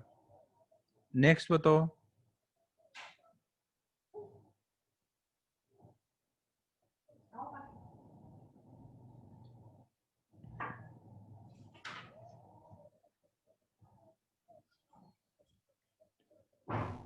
नेक्स्ट 40। 40 देखो,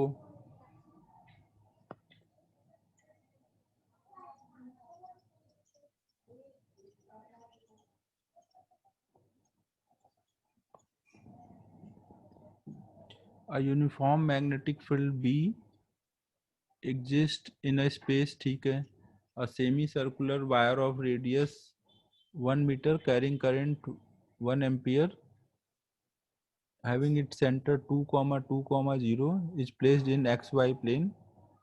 The force on the semicircular wire will be। देखो, आपको ये पता है कि df इक्वल टू क्या आया था, I डीएल क्रॉस बी। याद है सबको ये आया था फोर्स। फिर मैंने बोला था नोट कि जब भी ये चीजें 3D में होंगी तो वेक्टर फॉर्म यूज करेंगे।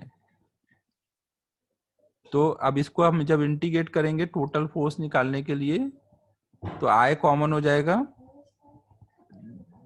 बी अगर यूनिफॉर्म है तो बी को बाहर निकाल लेंगे, डीएल डीएल इंटीग्रेट करके ये एल क्रॉस बी हो जाएगा ना।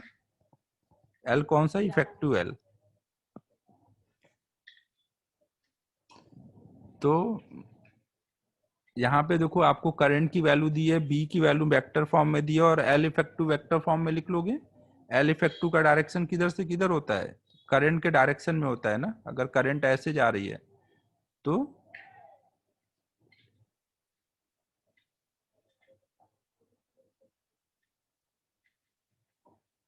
तो एल के लिए आप अब क्या कर लोगे, आपको देखो एल ऐसे दिया हुआ है, ऐसे है, तो इफेक्टिव मतलब ये वाली लाइन हुई ना एल इफेक्टिव। अब 1 मीटर का है तो मैग्नीट्यूड कितना होगा 2, और इधर का यूनिट वेक्टर मल्टीप्लाई कर दो ना। इधर को 2 मैग्नीट्यूड का वेक्टर चाहिए 45 डिग्री एंगल पे, तो एल कॉस 45 आई कैप, एल साइन 45 जे कैप ना। एल की वैल्यू 2 है ना।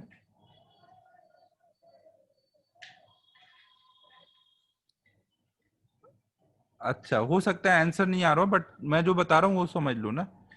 एल की वैल्यू 2 है, यहाँ पे 45 आएगा तो √2 आई कैप आ जाएगा, √2 जे कैप आ जाएगा ना। एल इफेक्टिव आ गया। अब आपको फॉर्मूले में वैल्यू डालनी है ना, बी पता है, एल इफेक्टिव पता है, आई पता है ना, क्रॉस प्रोडक्ट कर दो। हाँ, हो सकता है प्रिंटिंग मिस्टेक हो, लेकिन ठीक है, समझ गए ना।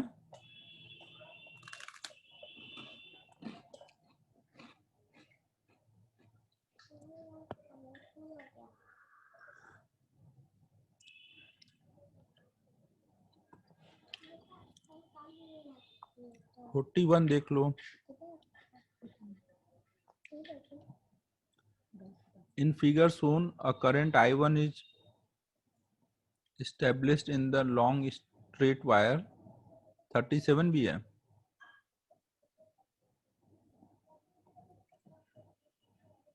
41 कर लेने दो, फिर करते हैं 37। In the figure shown, a current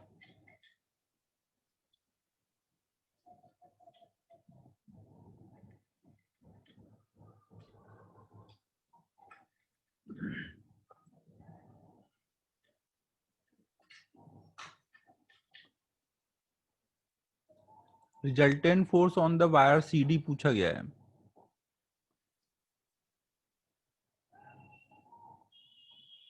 इसमें देखो क्या है, I1 करंट जा रही है और इसके परपेंडिकुलर लाइन के अलॉन्ग ऐसे एक वायर रखा हुआ है।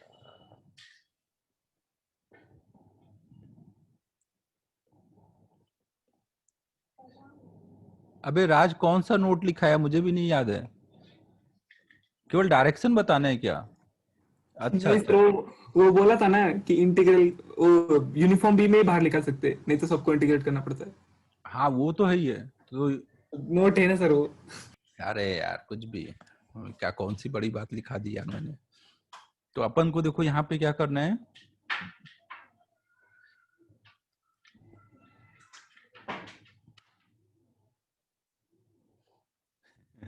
मन ढूंढने लग गया। तू राज कंफ्यूज कर दे रहा है बच्चों को।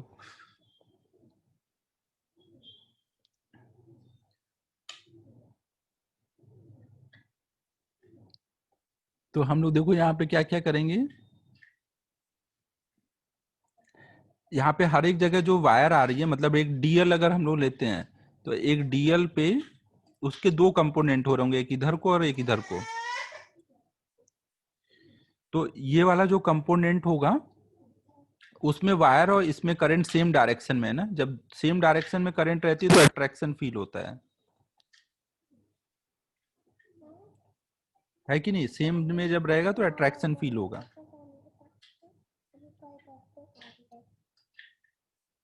हमें ऑप्शन में क्या क्या बताना है? अच्छा, और देखो इस वाले पार्ट की वजह से क्या होगा, इस वाले जो डीएल कंपोनेंट है यहाँ पे मैग्नेटिक फील्ड ऐसे बाहर को आ रही होगी, यहाँ अंदर को आ रही होगी, तो इस वाले डीएल कंपोनेंट की वजह से फोर्स किधर लगेगा,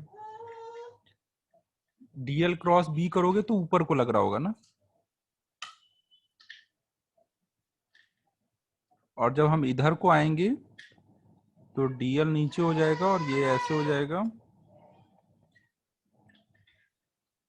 देखो जो फोर्स का डायरेक्शन होगा वो इस हाफ से ही हम डिसाइड करेंगे, क्योंकि उसका ही ज्यादा आएगा, क्योंकि इधर के हाफ में मैग्नेटिक फील्ड ज्यादा होगा, इधर के हाफ में मैग्नेटिक फील्ड कम होगा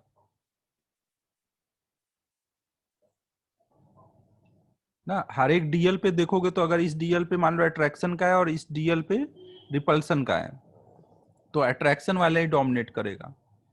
इस डीएल पे अगर ऊपर को लगाए और इस डीएल पे नीचे को लगाए तो ये वाला ही काउंट होगा। तो फाइनल सबके जो इधर वाले फोर्स और इधर वाले ऐड होकर के कुछ इधर को नेट आ रहा होगा। तो नन ऑफ दी जाना चाहिए इसका आंसर क्या है, एक बार चेक करो।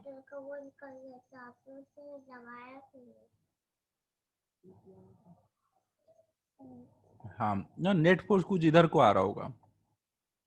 दोनों पे एक एक डीएल लेके सोच लो ना, क्योंकि बी यूनिफॉर्म नहीं है इसलिए पूरे वायर पे एक साथ नहीं सोचेंगे, डीएल डीएल लेके सोचेंगे।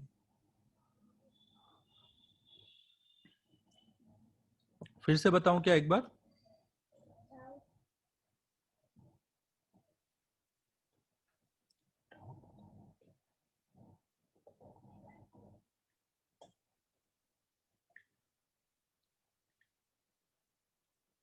तो 37 देख लो अब।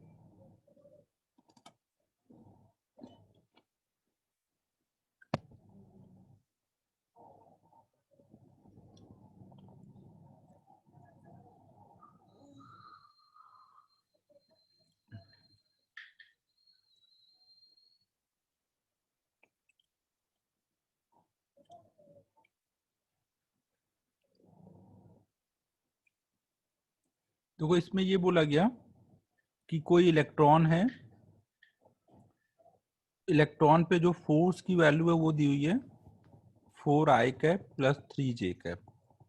पहले तो देखो जो इलेक्ट्रॉन है ना, तो डायरेक्शन सोचने में इजी होगा अगर हम इसको पॉजिटिव चार्ज सोचें।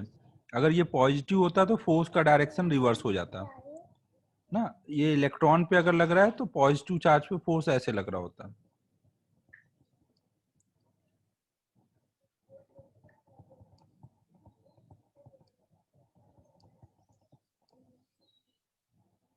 और उसकी मैग्नेटिक फील्ड किधर है,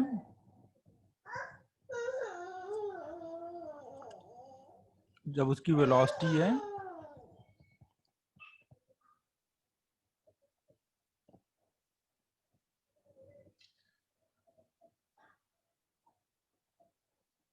फिर अगर हमने उसकी वेलोसिटी को चेंज करके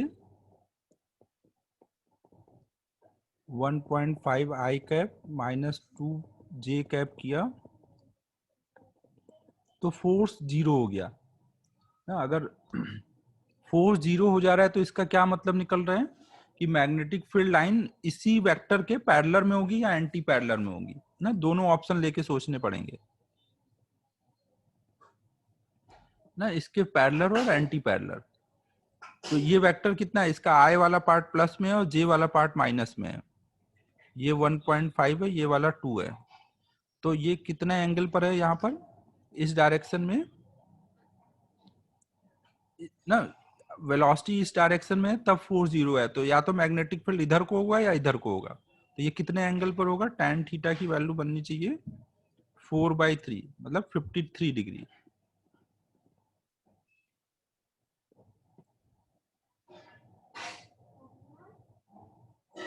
ठीक है, क्लियर है यहाँ तक? अब हमें ये समझ आ गया कि मैग्नेटिक फील्ड या तो इधर को है या इधर को है। इस वाले पार्ट से ये समझ आ गया। अब इस वाले पार्ट को यूज करो। जब उसकी वेलोसिटी के लॉन्ग है ना, अगर उसकी वेलोसिटी के लॉन्ग है तो फोर्स किधर आना चाहिए, निगेटिव एक्स और निगेटिव वाई में ना, पॉजिटिव चार्ज के लिए। तो अब ये देखो, अगर ऊपर को मान लो वेलोसिटी होती है, ऊपर को अगर वेलोसिटी होगी तो अब मैं इधर को कर्ल करूं या उधर को कर्ल करूं। अगर ऊपर को वेलोसिटी है और मैं उधर को कर्ल करूंगा तब आपका थंब इधर आ रहा होगा, इधर को फोर्स चाहिए ना। मतलब मैग्नेटिक फील्ड इस लाइन के लॉन्ग होना चाहिए। आदित्य कुछ समझ आ रहा है मैं क्या बोल रहा हूँ?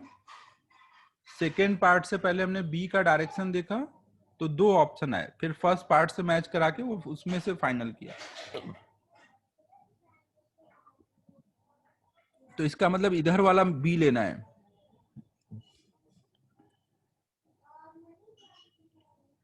ना। अब बी का मैग्नीट्यूड निकाल लो, ये एंगल 53 है तो ये भी 53 होगा, और फिर आप बी को रिजॉल्व करके लिख सकते हो। या फिर अगर ऑप्शन में डायरेक्ट उस डायरेक्शन में एक ही वेक्टर है तो डायरेक्ट भी बता सकते हो। इसमें ऑप्शन में अगर हम देखें तो ए ऑप्शन ही उस डायरेक्शन में सिंगल वेक्टर है, तो ए ऑप्शन ही हो जाएगा। केवल डायरेक्शन बता देना है ना। अदरवाइज हम लोग क्या करते, फोर्स पता है, बी पता है, हम लोग मैग्नीट्यूड डालते,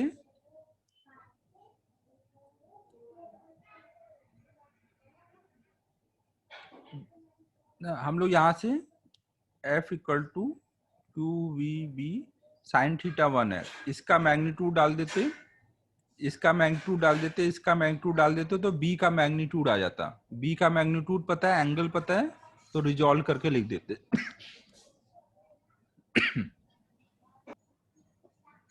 सॉरी ना, अदरवाइज डायरेक्ट डायरेक्शन देख के बताना है यहाँ पे। तो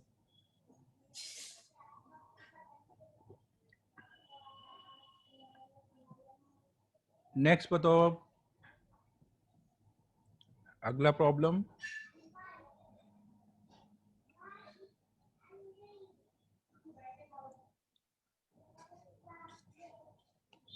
45।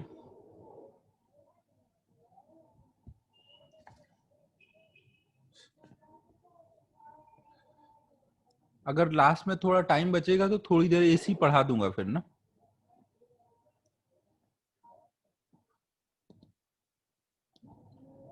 हाँ आदित्य, ऐसे लिख करके करोगे लेकिन वो थोड़ा सा लेंदी लगेगा, कर सकते हो ऐसे भी।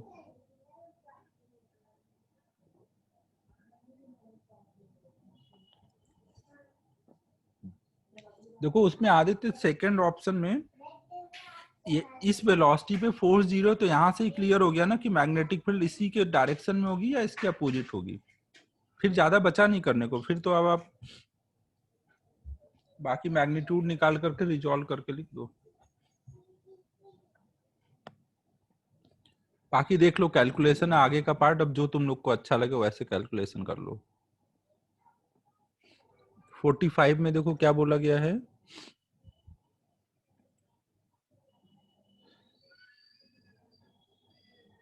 45 में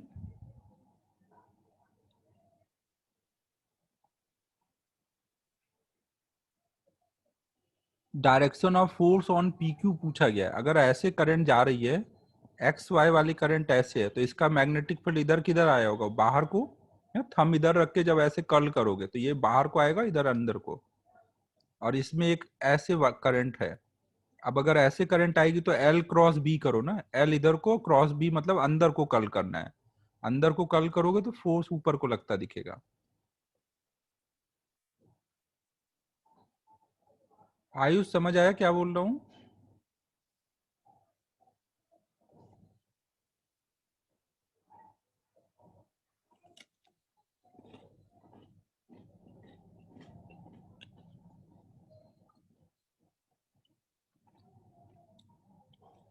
नीचे लगेगा क्या? अच्छा हाँ हाँ ठीक है, एल क्रॉस बी करेंगे तो नीचे को लगेगा।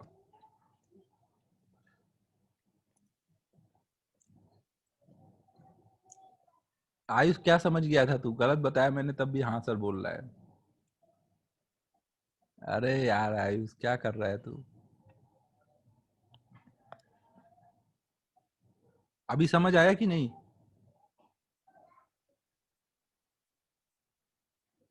भाई तो अभी तो समझने में क्या रिस्पेक्ट यार, समझने में तो बता, समझा या नहीं समझा। अभी समझ गया ना भाई?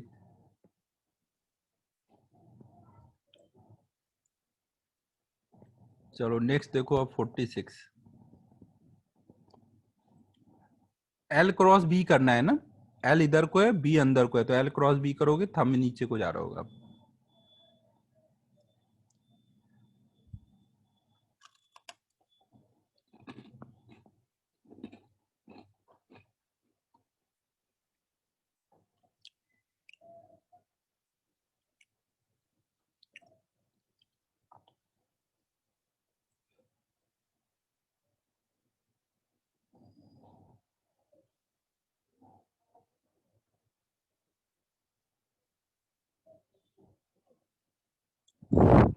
हाँ यार, आज हमें को भी थोड़ा फील हो गया अभी, अब तुम लोग डाउट ज्यादा पूछोगे।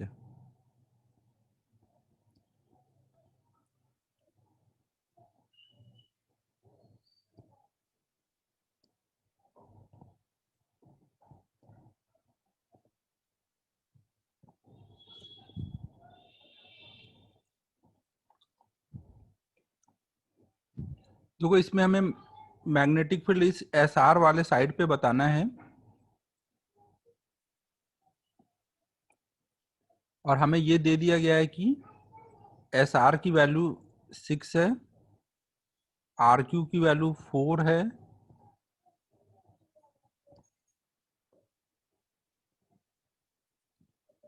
तो आप ये एंगल निकाल सकते हो ना, ये एंगल कितना आएगा। ये एंगल मान लो कुछ थीटा है, तो tan थीटा इक्वल टू कितना आएगा, sorry sin theta equal to 4/6 आएगा ना इस वाले ट्रायंगल में। अब sin थीटा आ गया, तो हमें ये इधर को एस आर पे फोर्स चाहिए, तो ये उसका एल इफेक्टिव का डायरेक्शन है, और बी इधर को है, बी इधर को है, तो बी और एल इफेक्टिव के बीच का एंगल थीटा पता है, तो अब फोर्स के फॉर्मूले में डाल दो, I into L cross B. L cross B मतलब L B sine theta, sine theta पता है, एल पता है, बी पता है, आई पता है, फोर्स आ जाएगा। 46 समझ आ रहा है।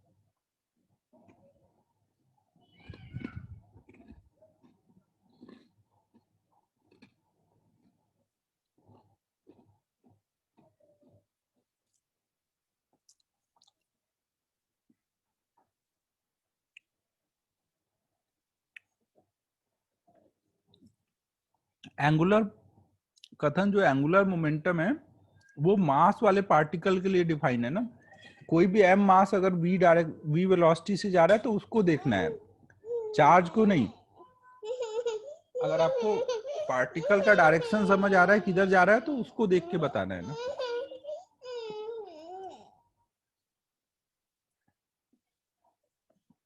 नेक्स्ट 47।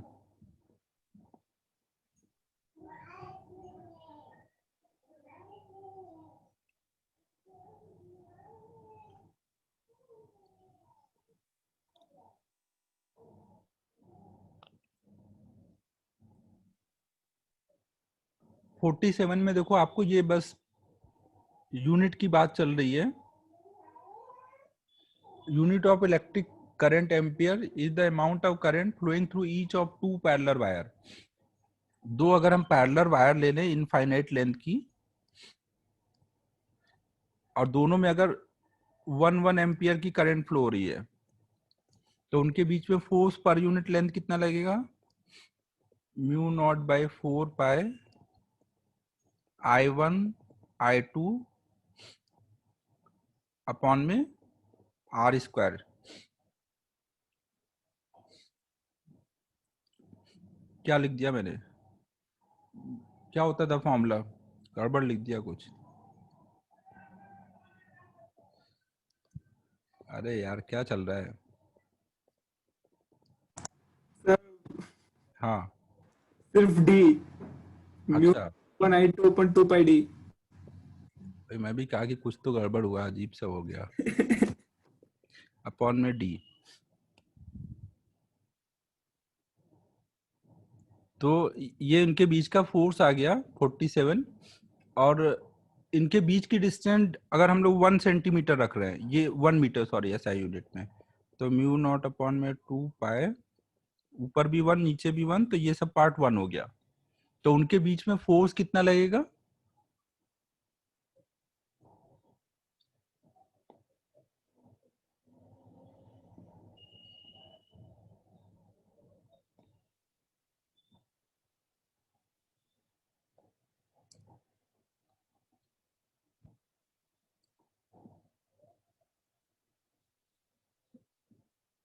ये वाले फोर्स की वैल्यू बतानी है ना, तो हमें पता है कि अगर ये म्यू नॉट बाई 4 पाई होता तो 10 के पावर -7 इसको लिख देते, तो उससे हम लोग बता देंगे, बी ऑप्शन आ जाएगा।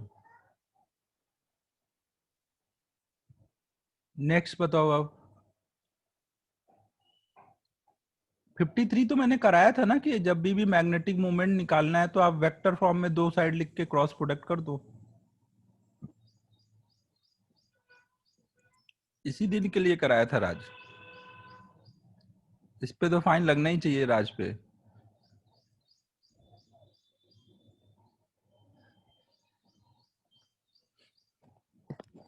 54 देखो।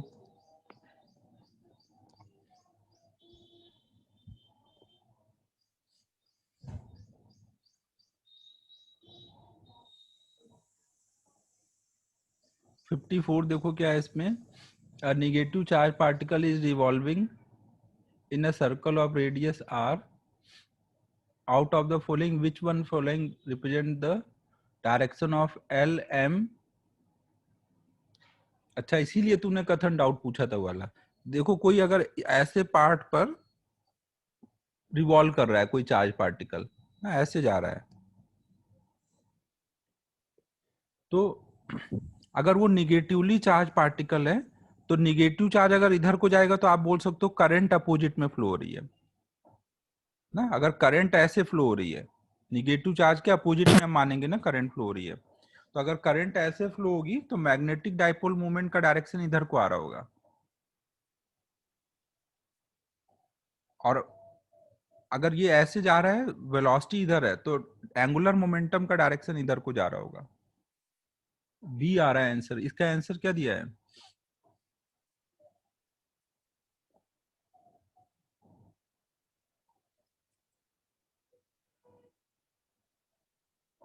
सभी समझ लो मैं क्या बोल रहा हूँ?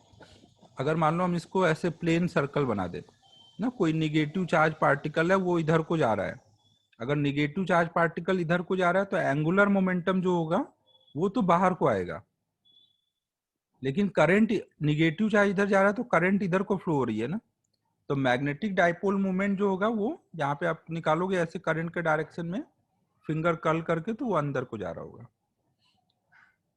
मतलब एल और एम अपोजिट है।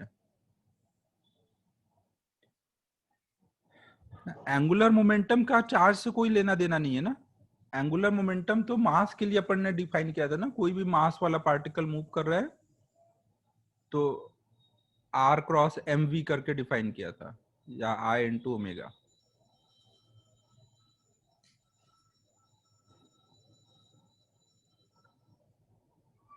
51 देख लो।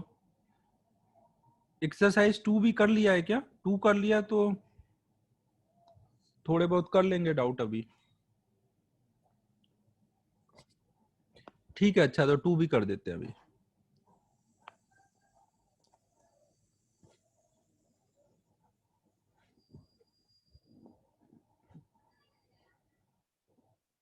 वैसे 1 के अलावा 2 वाला जो था ना, वो अपन को उसमें करना था, जो इवनिंग वाली क्लास रहती थी, क्योंकि टाइम भी देख के चलना है ना, सब अगर अभी करेंगे मॉर्निंग की क्लास में तो सिलेबस पे स्लो हो जाएगा। 1 तक ही करते हैं, फिर थोड़ा एसी शुरू कर देंगे ना।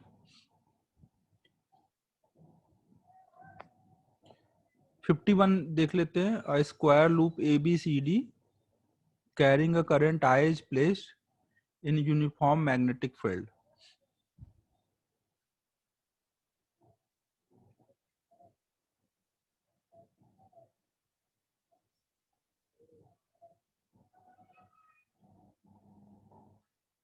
आज शाम को क्लास रहेगी ना, नेक्स्ट क्लास जो शाम को है उसमें करंट का डिस्कशन है।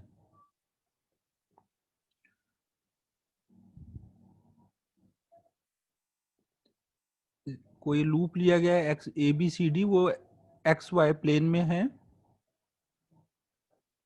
Loop can rotate about, loop X X इसके अबाउट रोटेट कर सकता है,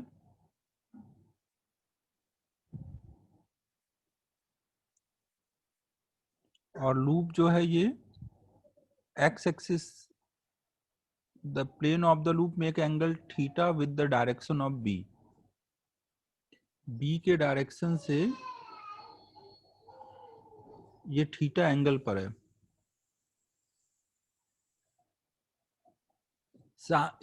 इस नहीं, क्लास पढ़ाने का काम शाम को नहीं होगा ना, वो रेगुलर क्लास में ही होगा पढ़ाने का काम।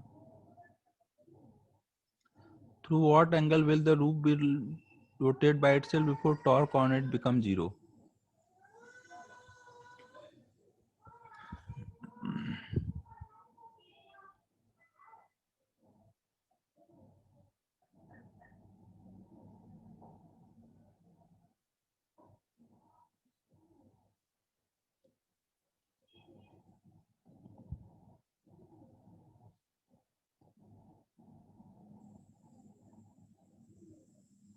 इधर को जेड एक्सिस लिया गया है, ऊपर को एक्स एक्सिस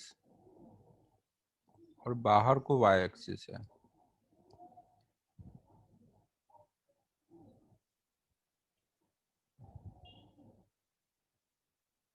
ये यार डायरेक्शन मुझे समझ नहीं आ रहा है, इसमें बोला थीटा एंगल और ये तो एक्स वाई प्लेन में दिख रहा है लूप।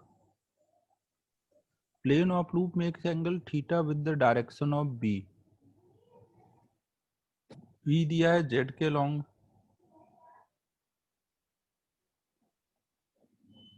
डायग्राम से तो कुछ अलग ही समझ आ रहा है।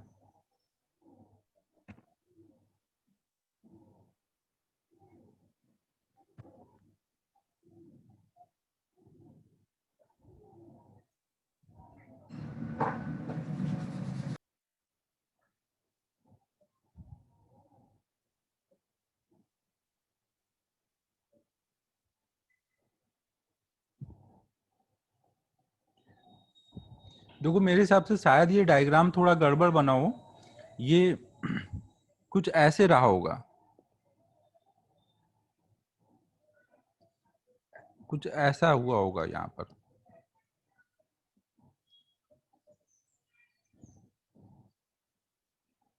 ना, ये एंगल कुछ थीटा रहा होगा ना।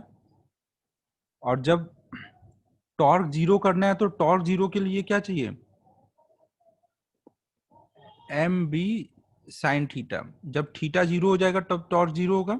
थीटा जीरो कब होगा, जब ये पूरा लूप घूम करके एक्स वाई प्लेन में आ जाएगा। अगर ये लूप एक्स वाई प्लेन में आ जाएगा तो उसके मैग्नेटिक डायपोल मूवमेंट का डायरेक्शन किधर हो जाएगा। अगर हमारा लूप घूम करके एक्स वाई प्लेन में आ जाएगा तो उसके परपेंडिकुलर डायरेक्शन में, मतलब जेड के अलॉन्ग मैग्नेटिक डायपोल मूवमेंट हो जाएगा। तो उसको ये 90 माइनस थीटा और घूमना है ना। अब एक बार किधर को घूमेगा वो एक बार देख लेते हैं ना। अगर ये ऐसे है, यहाँ पे एक बार ये देख लेते हैं किधर को ये घूमेगा ना। यहाँ पर हम ये अंदर को इस एक्सिस के अबाउट घूम सकता है ना। और इसका अभी मैग्नेटिक डायपोल मूवमेंट निकाल रहे हैं तो वो अंदर को जा रहा है।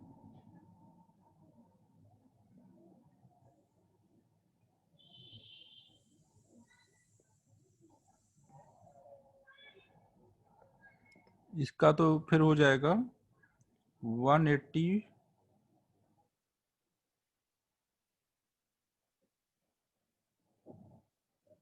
ऐसे घूमेगा।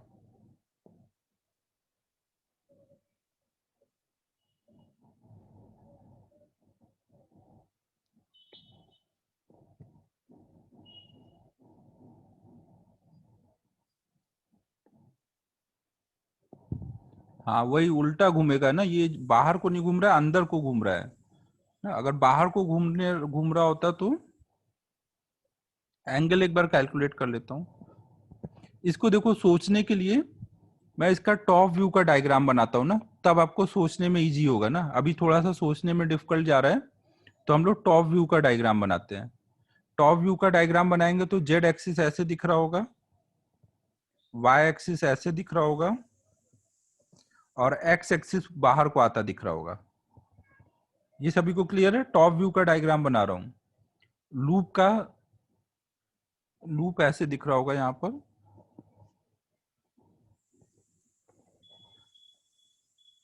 और करंट यहाँ पे ये वाली लाइन दिख रही होगी ना, इस लाइन में करंट इधर को जाता दिख रहा होगा।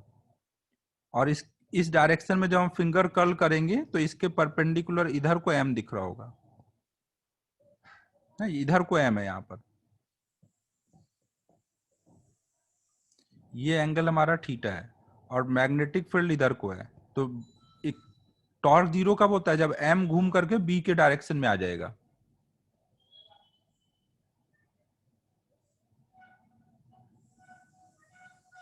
तो अब आप देख लो ये कितना इसको घूमना पड़ेगा ना, इसको इस डायरेक्शन में आना है।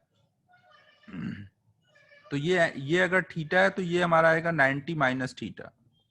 अगर ये 90 माइनस थीटा तो ये एंगल जो आएगा वो 90 प्लस थीटा आएगा ना। तो इसको 90 प्लस थीटा एंगल घूमना पड़ेगा।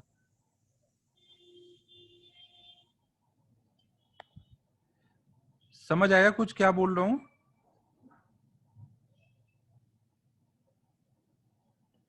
इसके मैग्नेटिक डाइपोल मूवमेंट का डायरेक्शन इधर आया ना। तो अब बस नॉर्मल आप डाइपोल लेके सोचो कि एक डाइपोल इधर है, मैग्नेटिक फील्ड इधर है। तो इसको हम छोड़ेंगे तो ये किधर जाके रुकेगा? जब वो ऐसे आ जाएगा तब रुकेगा ना।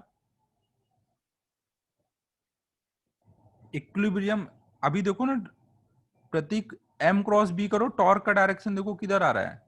एम क्रॉस बी करोगे तो टॉर्क फिंगर ऐसे रोटेट हो रहे होंगे ना, फिंगर के रोटेशन के डायरेक्शन में ही रोटेट होगा ना। आपको नहीं घुमाना है ना, उसको रख देना है, वो खुद से घूमेगा। एम क्रॉस बी ऐसे आएगा तो ऐसे घूमेगा तो वो कितना एंगल घूम जाएगा? ये 90 प्लस थीटा घूम के ऐसे आ जाएगा। डाइपोल लेके सोचो।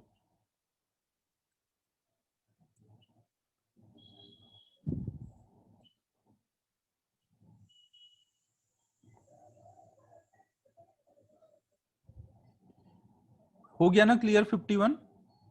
टॉप व्यू के डायग्राम में थोड़ा अच्छे से समझ आ रहा है ना?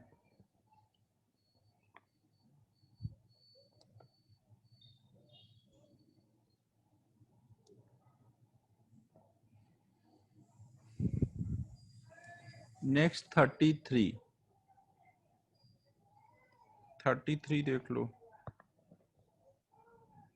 अब तुम लोग पढ़ाने नहीं दोगे, टाइम पास कर दिए, अब क्या ही पढ़ाएंगे 15 मिनट में। चलो डाउट ही कर लो। और 33 देखो क्या है। Charges 1 2 3 moves in a uniform transverse magnetic field. तो हमें बताना है कि ये चार्ज कैसे रहे होंगे। अगर कोई चार्ज सीधा निकल गया, कोई इधर को डिफ्लेक्ट हुआ और कोई इधर को डिफ्लेक्ट हुआ, और magnetic field into the plane है ना, ये 1 वाला है, ये 2 वाला है, ये 3 वाला। अगर कोई चार्ज पार्टिकल सीधा निकल गया तो ये क्या होना चाहिए? न्यूट्रल होना चाहिए ना, उस पर फोर्स नहीं लगा। Magnetic field, perpendicular magnetic field में भी फोर्स नहीं लगा, तो इसका मतलब है वो न्यूट्रल है। और इस पे इधर को फोर्स लगा है। इधर का फोर्स मतलब आप फिंगर को पहले वेलोसिटी के अलॉन्ग, मतलब इधर को रखो और फिर कर्ल करोगे अंदर को, तो इधर को थंब आएगा तभी ना इधर फोर्स लगेगा। और ये जिधर थंब आ रहा है उधर ही ये जा रहा है, तो इसका मतलब ये पॉजिटिव चार्ज रहा होगा। और इसके लिए देखोगे तो ये भी इधर से एंटर कर रहा है लेकिन फोर्स इधर लग रहा है, तो इसका मतलब ये निगेटिव रहा होगा ना। निगेटिव होगा तभी पॉजिटिव के अपोजिट फोर्स लगा होगा।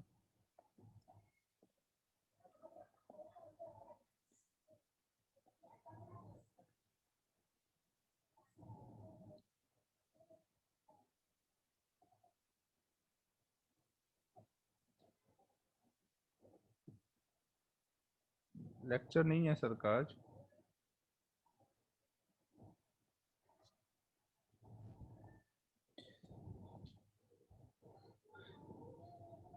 ठीक है, तो नेक्स्ट कौन सा था?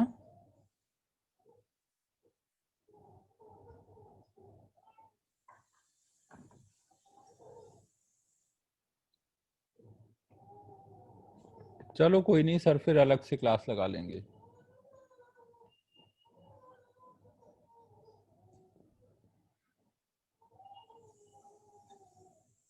नेक्स्ट कोई और बोला था आपने? 9th? अबे यार एकदम शुरू में पहुंच गए तुम। 49 भी कोई ने बोला था शायद। कोई ने तो अभी एक और बोला था, क्या था, 49। वेदांत 49 है क्या? वेदांत, क्या बात है, पूछते ही हो जाता है। इफेक्ट देख रहे हो मेरा?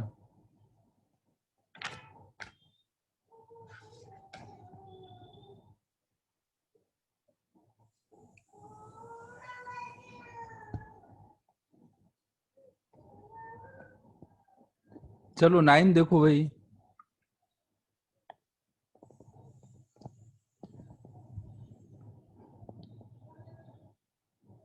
ये तो बात सही है यार, आदित्य की हरकतें सब वही वाली हैं जो लगता है कि स्लो करा दिया जाए कोर्स।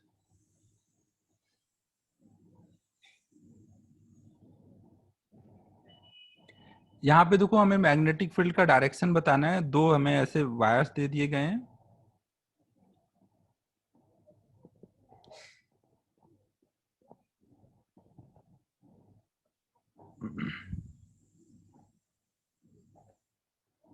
हमें केवल एक्स एक्सिस के लॉन्ग मैग्नेटिक फील्ड का डायरेक्शन बताना है ना।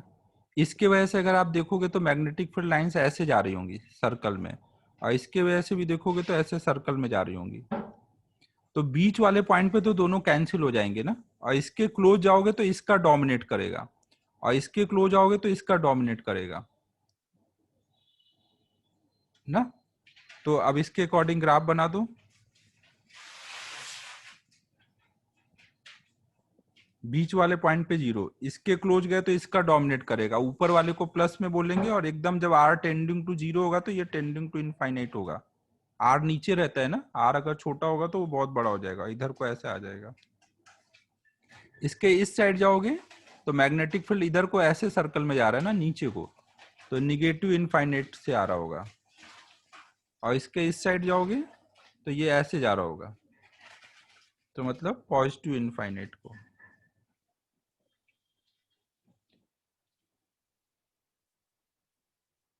कहाँ गया आदित्य? समझ आया आदित्य?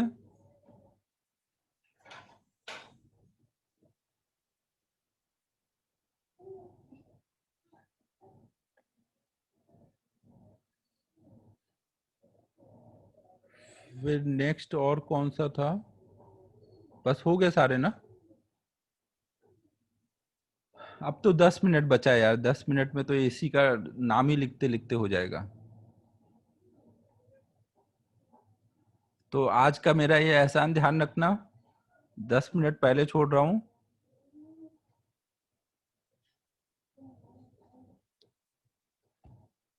शाम को क्लास है तो चलेगा, 10 मिनट पहले छोड़ देते हैं आज। तो वो आप सभी ईएमआई करना स्टार्ट कर दो ना, ईएमआई, क्योंकि एसी छोटा चैप्टर है, वो 2 क्लास में एसी खत्म हो जाएगा, मैक्स टू मैक्स 3 क्लास जाएगा, तो फिर वो भी आ जाएगा करने के लिए ना, तो टाइम वेस्ट नहीं करना एकदम भी।